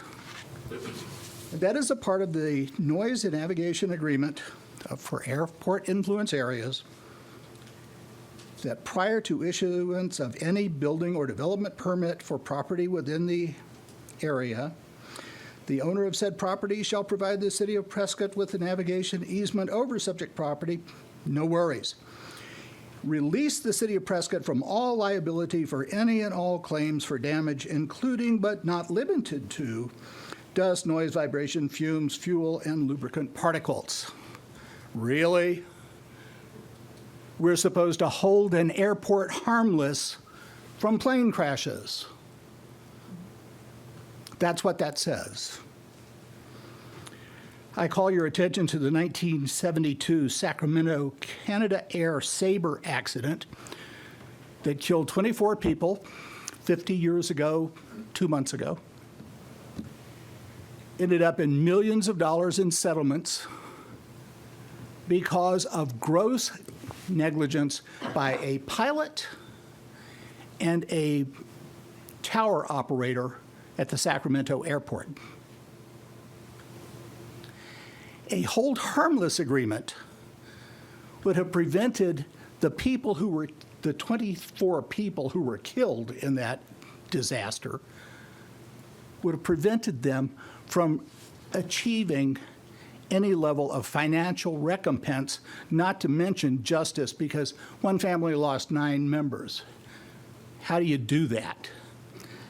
St. Luke's Church really doesn't care about dust. We have adjusted to the noise. We have a well-constructed building. Vibrations, fumes, no worries. I really don't want a big jet dumping all their fuel on top of the church, but we could probably live with that. My concern is an airplane landing in my sanctuary at 10:30 on Sunday morning. And I'm supposed to hold the city harmless for that.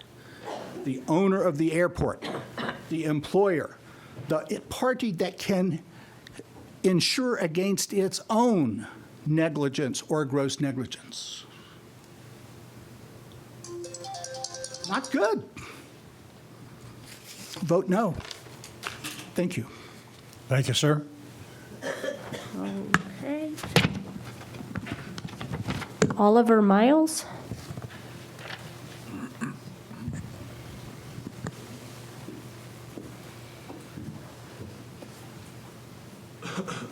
Hello. My name is Oliver Miles, and I live at 1306 Linwood Avenue in Prescott. I'm just here to show my support for the AVO as a pilot in training. I think even more importantly than the areas to land on takeoff is to inform homeowners when they purchase a home, there will be airport noise overhead. Every time I fly the pattern and I look down on homes I know that a lot of those people, when they bought them, were not informed. And I don't think that's Pilot's fault. I don't think it's the person who bought the home's fault. I think it's the people who tried to sell them the homes and who did not inform them properly. So I'd like to say I'm in favor of the AVO, and I'd like to support it. Thank you. Thank you, sir. Thank you. And that's all the comment cards I had. All right.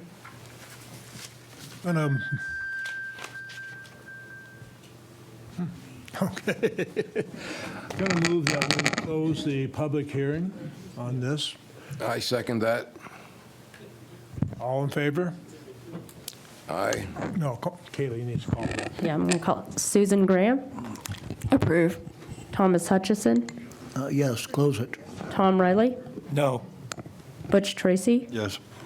Ted Gambogi. Yes. Don Michaelman. Yes. The motion passes 5-1. What we're going to do now is a little different on it. The commission members are going to be able to ask staff questions. We're going to take one commission member at a time on this. Give them the opportunity to ask their questions, make their comments, and so forth. And we'll go down the row to do this. And we're going to start with Susan. And since we're starting with Susan, and this is sort of a surprise for her, we will come back to Susan at the end on this. Pardon me, Don. I realize we need a second for that motion. Did we? Ted made the second. Thank you. So, are there any questions about how we want to do this? But it gives each commission member their block of time to make their comments on that. And before we start that, we're going to take another break because we could be here for a little bit on this part. So we'll take a break for about 10 minutes to about 5 after 11. Thanks for the break. As I mentioned, we're going to be doing this a little different than we have in the past. I'm going to allow each commission member have their time to talk with the staff, ask questions, make comments, and so forth. We will work our way around each of the commission members, and then we will have an open discussion among the commission members on pros and cons on that part. Susan, are you ready? Yes. On the Airport Vicinity Overlay District 5.2.5, if you go to that section,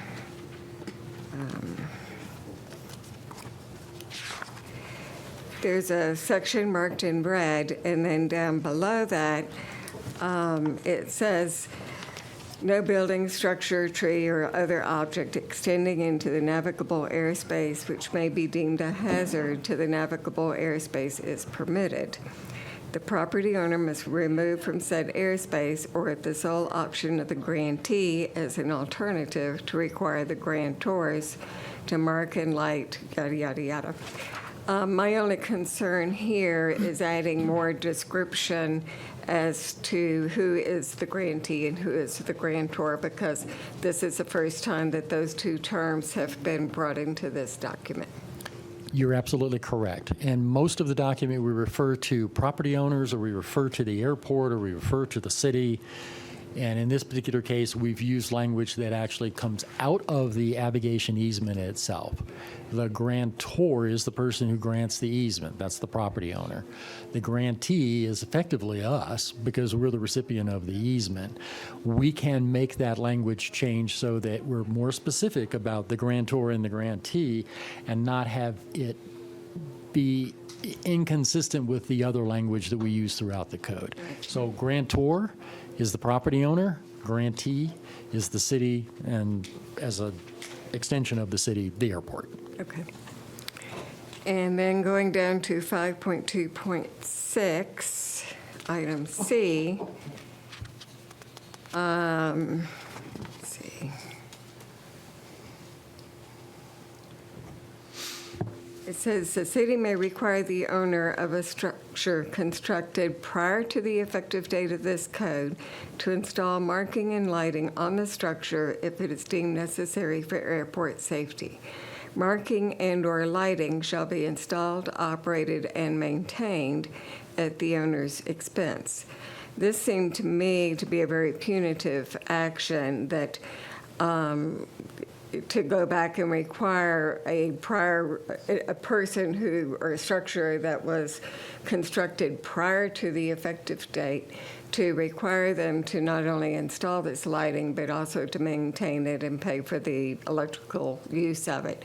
It's a very punitive action. I can certainly see doing that for any structures that are constructed after the effective date, but not prior to the effective date. Would you propose that section be modified to remove the property owner's responsibility for installation and operation? Is that where you're going with this? So that's a proposal? Mm-hmm. Sorry, this is Robin Sabata, Airport Director. We had actually addressed this at a previous meeting, and one of the things we had identified is we had already done an airspace analysis study of the obstructions that were there at the time. The 7460 process, which is the notice of proposed construction alteration process, has been in place ever since I arrived at that same time, and so it would be something that would have been occurred since that time. And so what we had discussed is that we have evaluated obstructions as they've come through, and we have mandated that be done. So I would have no problem with saying that all of those have been covered. And what she's saying from this point forward, if we do discover that somebody comes back and puts an obstruction in that area and does not go through that airspace analysis, then certainly they would take responsibility for whatever the safety lighting is required for that. Alternatively, like if it's an antenna or something, they could just drop the height of the antenna so that it's not an obstruction. Right. But I wouldn't mind saying effective this date. Okay? And then the third thing that I wanted to clarify is my understanding under the aviation easement that if a plane falls out of the sky and crashes on a building, that the aviation easement does not waive the liability for that particular item. Sure. The interpretation from outside counsel that drafted that provision of the easement was that an airplane crash was not a normal operation of the airport. So I would hope not. So those things like fuel, like fumes or dust, could be part of a normal operation, but a plane crash wouldn't be. And I think the other thing is it applies only to the city, not as to private owners or a plane company or so forth. Does that answer your question? Yes, I just wanted that point clarified. Do you have more questions for us? I think that's it. I got off kind of light. I had two other folks answer questions. Tom? Thank you for the chair, or for the floor. I have 4 items that I'd like to work through. Okay. Okay? The first 2 are AVO specific.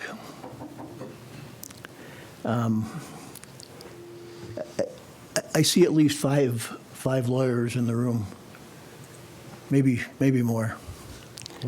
But with that, I think the highest law principle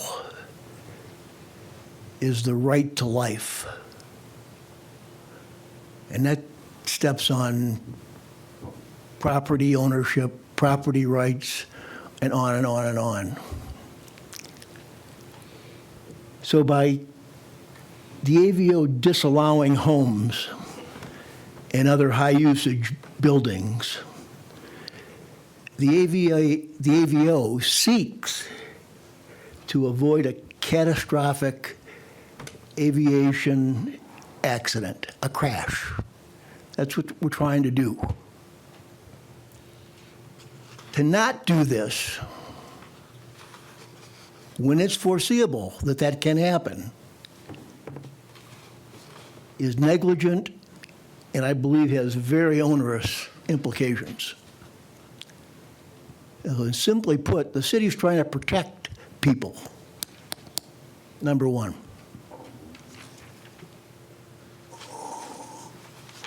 Number two, while the decision to purchase a home in a known noise-sensitive area is a private decision. Once that decision's made, the consequences are not irrevocable, because you can move, but for the most part, you have to live with them. The AVO noise contours that are being promulgated here seek to mitigate or reduce, to abate the number of aviation-related noise disturbances for future homes. Okay, the city's trying to help this problem out. Not make it worse, they're trying to help this situation. So the city, in my view, is not the enemy trying to steal land. The city's trying to act on behalf of enhanced safety and citizen satisfaction. That's number two. Number three, regarding the legal and financial implications, I think everybody generally realizes that the deep well binding agreement requires some renegotiation.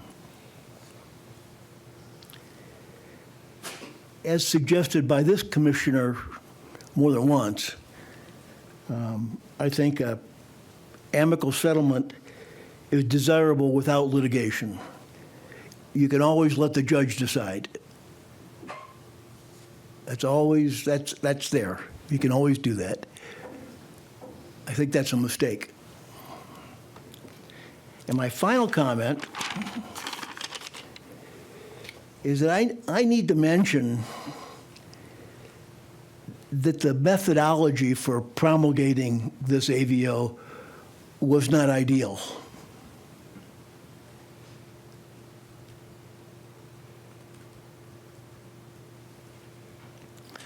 Certain people were villainized for their hard work, and certain other people, key stakeholders, were ignored or just not included in the process. I would hope that these folks can get over their differences and learn again to cooperate and make our city safe, secure, and sustainable. Apologies go a long way. Those are my comments. Thank you.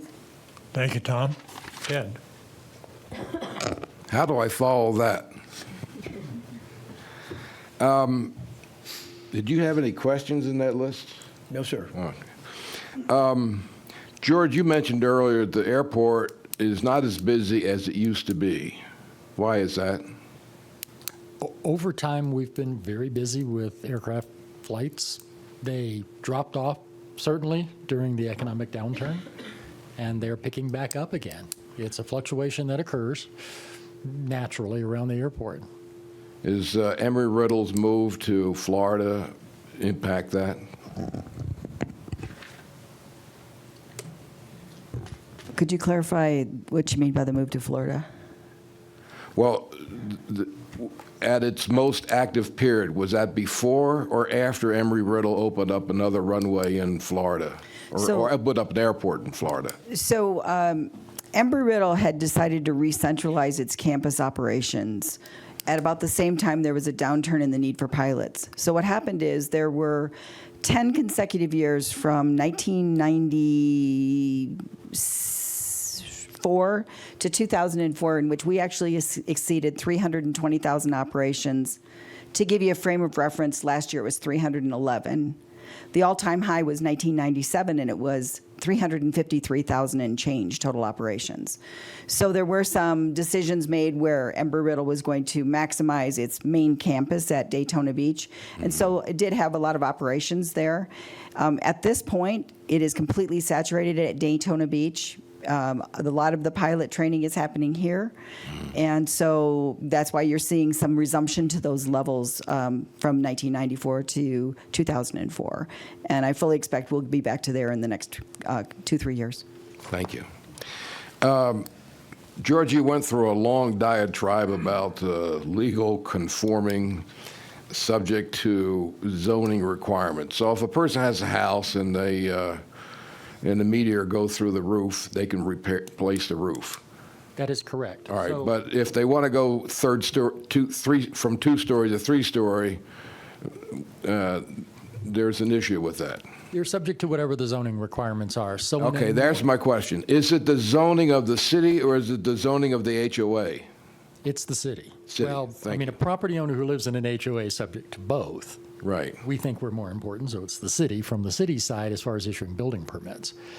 If a property is legal conforming, which is what we're proposing in the AVO for anyone who's already existing within the boundaries of the AVO, there's no difference than if you were a homeowner on the south side of town.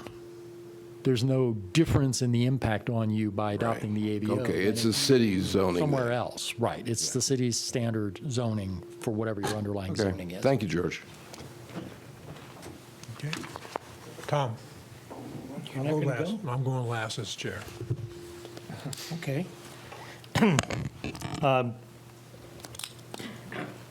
Oh, golly, I think I have more of a statement than questions. A lot of the questions have been answered.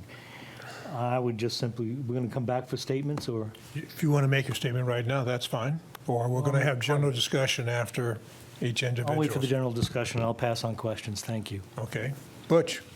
Most of my questions, most of my technical questions have been answered just through these. I do have one. On the current versus the proposed AVO, it says allows sound reduction on the A&O, and AVO says does not allow sound reduction construction. I'm confused by that, George.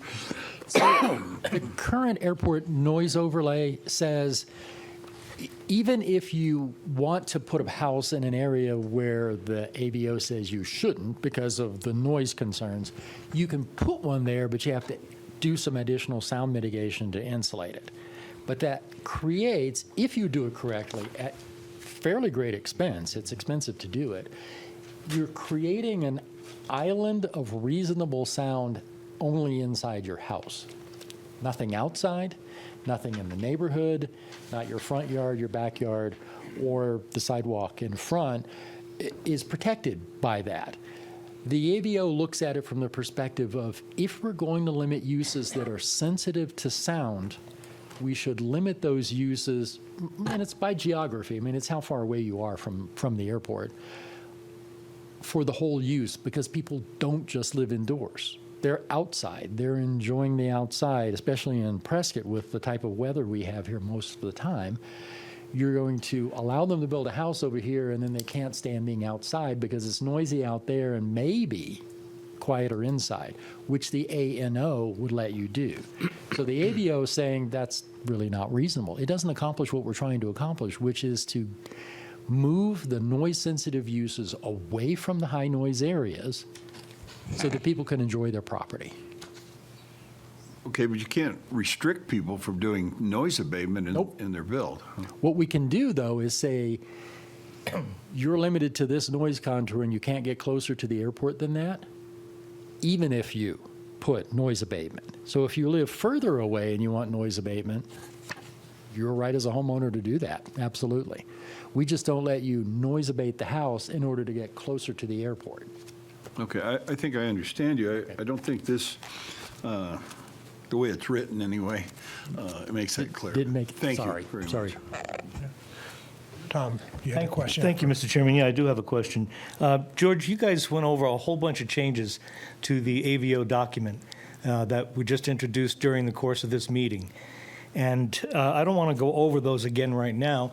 I'm just thinking that we haven't really had a document in our hands that, that includes all that. So I guess my question is, what are we considering today? What document are we considering? Pieces that we see up here that you tell us are going to be included, or stuff like that? So Good question.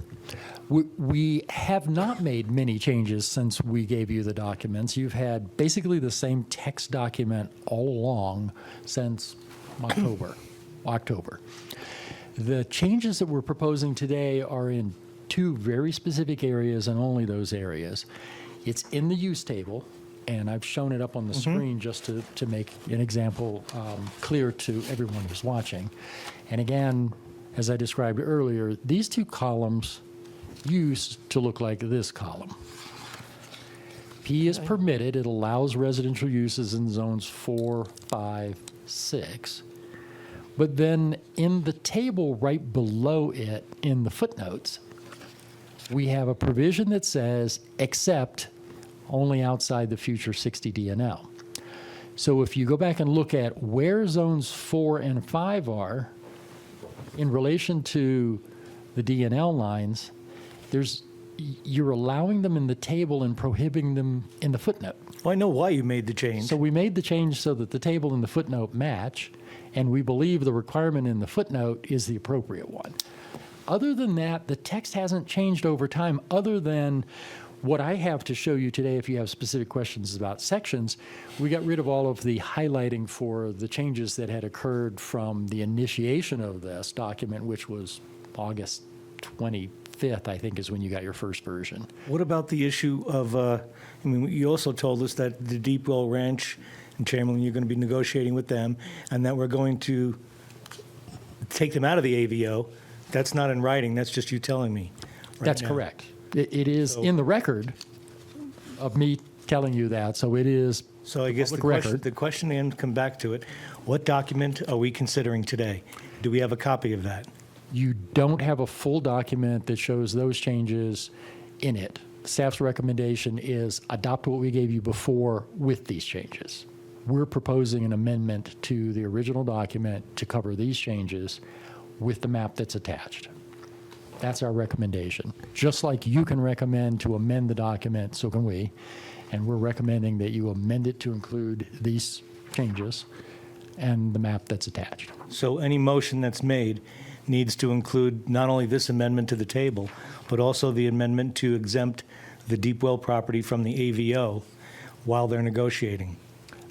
I believe the language we're proposing that says as presented, because that is what we've presented to you, that's what the record of this public meeting will show, covers it. But I've also included some language that allows you to specifically call out the exemption of Deepwell if you want to do that. And of course, you also have the option to propose additional modifications as part of your recommendation. Thank you. And I'll just kind of hop in here that it may be a bit of a clunky process, but to the extent you want to consider some of the commissioner's comments and changes, we can do that. It may be a slightly longer motion. Now, with a particular motion up on the board, we're going to recommend that it exempt Deepwell Ranch master plan area. And also that there would be a specific exemption for the fair notice requirements of the Deepwell Ranch master area. So. So there's a lengthy motion. As to it's just the beginning. fair notice disclosures, we would ask that the fully exempt Deepwell, including the fair notice disclosure requirements. Having said that, there are some fair notice disclosure requirements in the Deepwell Ranch development agreement that wouldn't be affected by that. And for clarification, sorry, I'm talking to the attorney behind us. If the motion was to exempt Deepwell Ranch master plan area, the presumption is that exemption is universal. It covers all of the things that we've just talked about. So do they need to list off those items separately if that's? As long as that's the understanding, that's clear. As long as you're of the understanding that this exemption is of effectively everything in the AVO for Deepwell Ranch master plan area, and I apologize, I thought I had master plan on there, then it's covered if you just read this motion. Obviously, you've got the opportunity to make other changes along the way in your recommendation. Clear as mud, thank you. Anything else? No, thank you, Mr. Chairman. Two items. With the fair notice, This is a separate document in the contract that has to be signed. Is that correct? Versus right now, I believe there's, in the contract, you initial it. And as part of many papers, it has to be pulled out separately, talked about separately. The abrogation easement has to be recorded. In some subdivisions, and again, we're exempting Depot Ranch, but they're a great example, that's done to cover the whole area. So it's done in mass. Okay, In most cases, property owner would have to sign an abrogation easement, and it would have to be recorded as a separate document. Yes. My question is more a document saying, there is an airport there. You understand there's an airport there. Sign here that you understand this. Fair notice disclosure. That's the one. Very similar to the abrogation easement, it takes a separate action by a property owner. Okay, and that would not be applicable to Deepwell Ranch? Under these circumstances, no. There are already existing criteria, requirements in their master plan that cover the abrogation easement and the fair notice disclosure. We may negotiate more with them as part of this process, but it's part of the exemption, so they're exempted Okay. by 4. The other question, did you have something to say, Robin? So in previous packets, we did actually include a copy of the fair notice disclosure, and just for today, I also have a hard copy right here of the fair notice disclosure, but it was in a previous set of, it was attached to the Deepwell Ranch master plan because it's patterned after their disclosure. So it's it's pretty much the very same disclosure everybody in Deepwell Ranch already has to do as part of the obligations within Deepwell Ranch. So if you'd like to see that, we could pass it. They're being excluded, but it's still being covered. That's the question I got. Second one, we're talking about excluding Deepwell Ranch. Do we have a thing with the hospital of saying we want to continue having discussion with them too? At the moment, we do not. As I mentioned earlier, there have been some discussions with the hospital. That is a possibility in the future to exclude them. That does require some negotiation. Any negotiation involves some discussion about what they get and what we get. Protections for the airport are a part of the discussion we're having with Deepwell Ranch. A similar discussion could happen with the airport, but it's not in place yet. So as a result of that, the recommendation today is to exempt Deepwell Ranch master plan area, but not to exempt the hospital. Again, as I showed you in the PowerPoint presentation earlier on the maps, we've already made some accommodations to try to help them maintain the development of their property the way they originally laid it out in their master plan in their development agreement. Are there plans to continue this discussion with the hospital? We have an entire battery of attorneys that work for the city, and talking is what they're paid for. So if It's a yes or no question, really. The answer is so, if an agreement is worked out down the road, does that need to come back to us? once you've taken action on this, council can, and in the past has in some circumstances, directed matters that have changed as a result of negotiations back to you for review. It would not automatically come back to you. It would take a council decision to send it back. Okay. That's my question. Susan, I'm coming back to you, see if you want to do a rebuttal. I just wanted to make one thing clear. You mentioned that certain items would have to be included in the motion to exempt. The items that I brought up, and specifically 5.2.6, item C, about the owner's expense, does that need to be included as part of the motion, or have you already made that change? I would recommend you include it. I would include it, and just so you get an idea of kind of what I'm thinking, it'll be, if you're inclined to make a motion recommending approval of the AVO LDC 22-001 as presented, or as amended, including the exemption of Deepwell Ranch Master Area Plan, and including text changes to 5.2.6C, striking out the word prior and making the word after. I think that gets you to where you want to be. Mm-hmm. Just a thought. Okay, thank you. Anything else, Susan? Nope. Going to open up for discussion among us so we can debate back and forth. Does anybody want to lead off? Oh, sure, I will. I think that, in reality, I mean, it's Tom Riley speaking. I applaud staff and the attorney, everybody, for the progress that's been made towards getting this very important document closer and closer to a reality. But it's, quite frankly, it's just that, it's progress. I don't think we're there yet. And I think that the last time a motion was made to table that, the whole idea was that it would come back and you would not have made just progress. You would have resolved a great many issues that are still unresolved.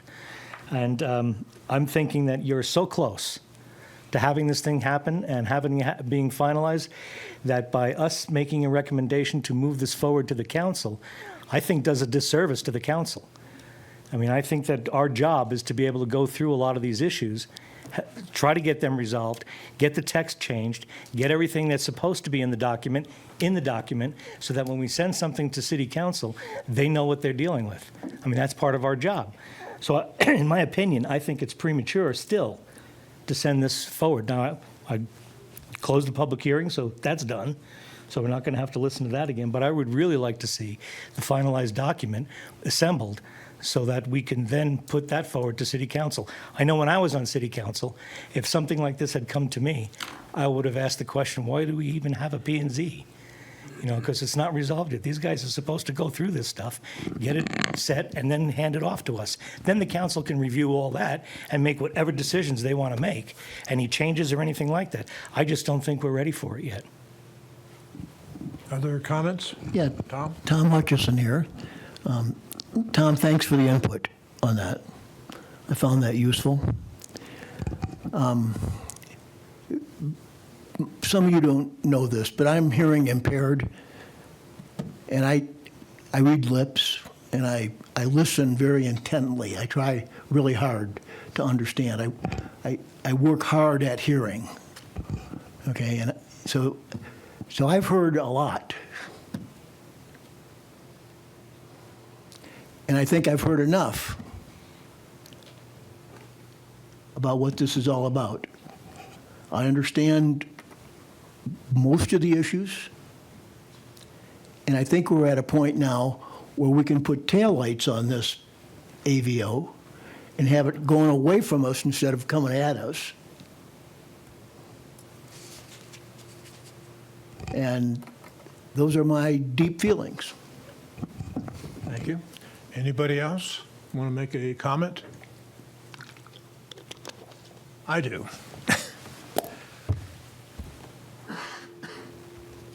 We're not going to get perfection out of what we're doing here. Our job is to make recommendations to the city council. They make the final decision whether to adopt them or don't adopt them. The importance of this to me is the AVO is providing safety. Some of the things that are not finalized yet, we don't finalize. The city council is the one who's going to have to finalize that. We can make a recommendation that we think this document is good. We understand there are more things that have to be taken care of with it, but we can't be the ones to take care of that. So, no more discussion. I'm open for a motion. Mr. Chairman, I want to make a motion, Ted? and I may need some help on this, Susan. I move to recommend approval of LDC 22-001. You want to close the public hearing first? It's been closed. We did that. Where was I? I don't know. Start over. You're in trouble. I move to recommend approval of LDC 22-001 as presented, including the exemption of Deepwell Ranch Master Plan, the fair notice requirement, and rewording of 5.2.6C. Now, I'll get a little nitpicky because I'll go back to Susan's comments on 5.25, which I think you also want reworded to have anywhere it says grantee, have a /City of Prescott, and anywhere it says grantor, have a /property owner? Yes. Is that my understanding? To include rewording of 5.25. And specifically on 5.2.6, number C, that it would be the owner's expense only if it was, the problem occurred after the effective date, not prior to the effective date. I'm going to write it down as we go here. Help me out. So you're going to move to recommend approval of LDC 22-001 as amended. As presented. No, as amended. As amended. As amended. Because you're going to propose a couple amendments. All right, amended. As amended. To include the following amendments. :1. Well, before you get into the amendments, including exemption of depot. Area master plan. Master plan. Mm-hmm.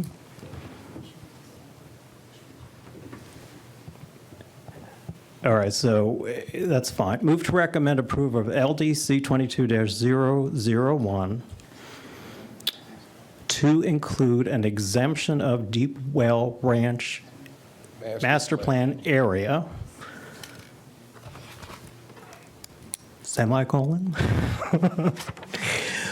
with the following proposed amendments to the text of 5.25, wherein the second paragraph, that any reference to grantor include grantor/property owner, and any reference to grantee include grantee/City of Prescott.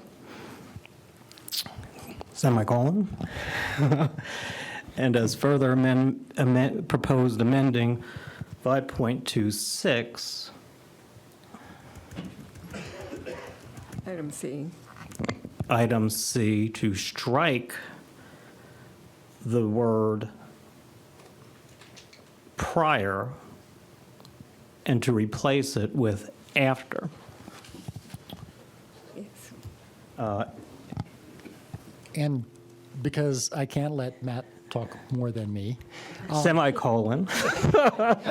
So during the presentation, we talked about staff making the recommendation to modify those two columns so that the table, the land use table, matches the footnote. From my perspective and from my presentation to you, that was included in our recommendation. But for clarity, acknowledging that in the modifications seems to be what your boss wants. Okay. Good. So can we it'll take a few include, more rounds. after the 14th semicolon, to include staff's recommended change to table 5.2.3? B. Little b. And then, I guess, to discuss a little bit further, do you want to have the language that the Deep Well Ranch master plan area is exempted from the fair notice disclosures? I heard that in your original motion. We think it's incorporated. I think it's Once you incorporated in the exempt motion. out Deep Well Ranch master plan area. And that's certainly the understanding of the parties.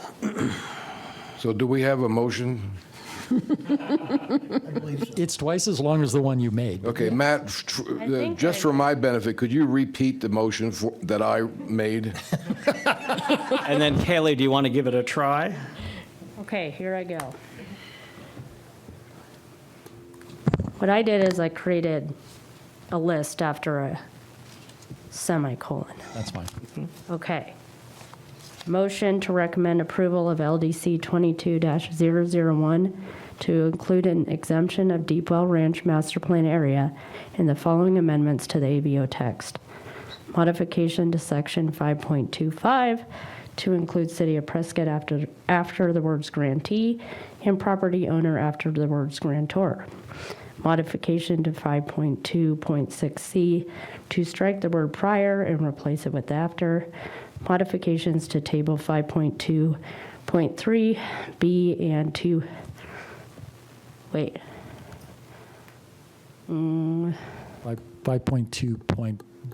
5.2.3B is the table.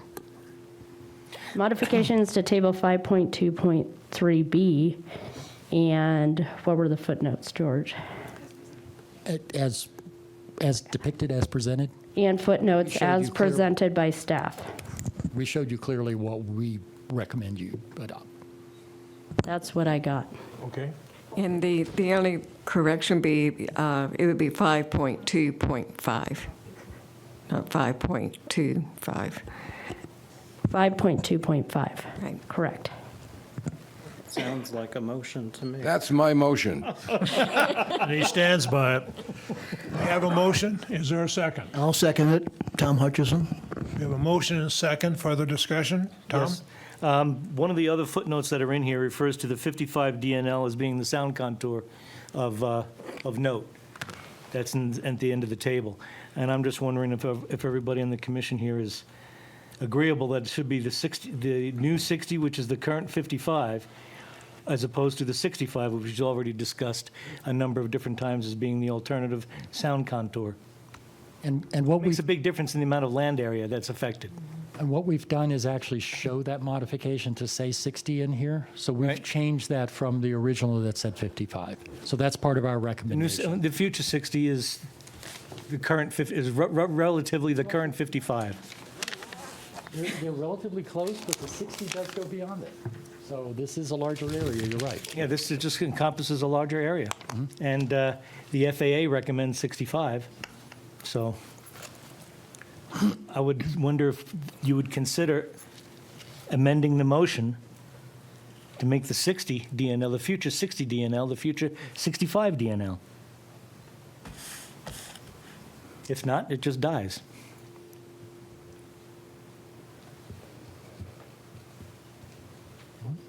I hear no further comment on it then. It's not going to happen, Okay. at least at this level. Any further discussion? If not, Kaylee? Susan Graham, Approve. Thomas Hutchison, Strongly approve. Tom Riley, No. Butch Tracy, Approve. Ted Gambogi, Approved. Don Michaelman. Approve. Motion passes 5-1. Before we end here, I want to thank everybody who took their time and effort to come here and present their thoughts. We appreciate that. The commission needs that input as we make our decisions on that. George, anything good for the order? If you're okay, I have about 30 minutes of update. No. No, sir. You want to gesture now or later? No, thank you very much. I think everyone should be thanking you as well. The Planning Commission has participated in this process deeply, and you have asked good questions and forced us to make serious considerations.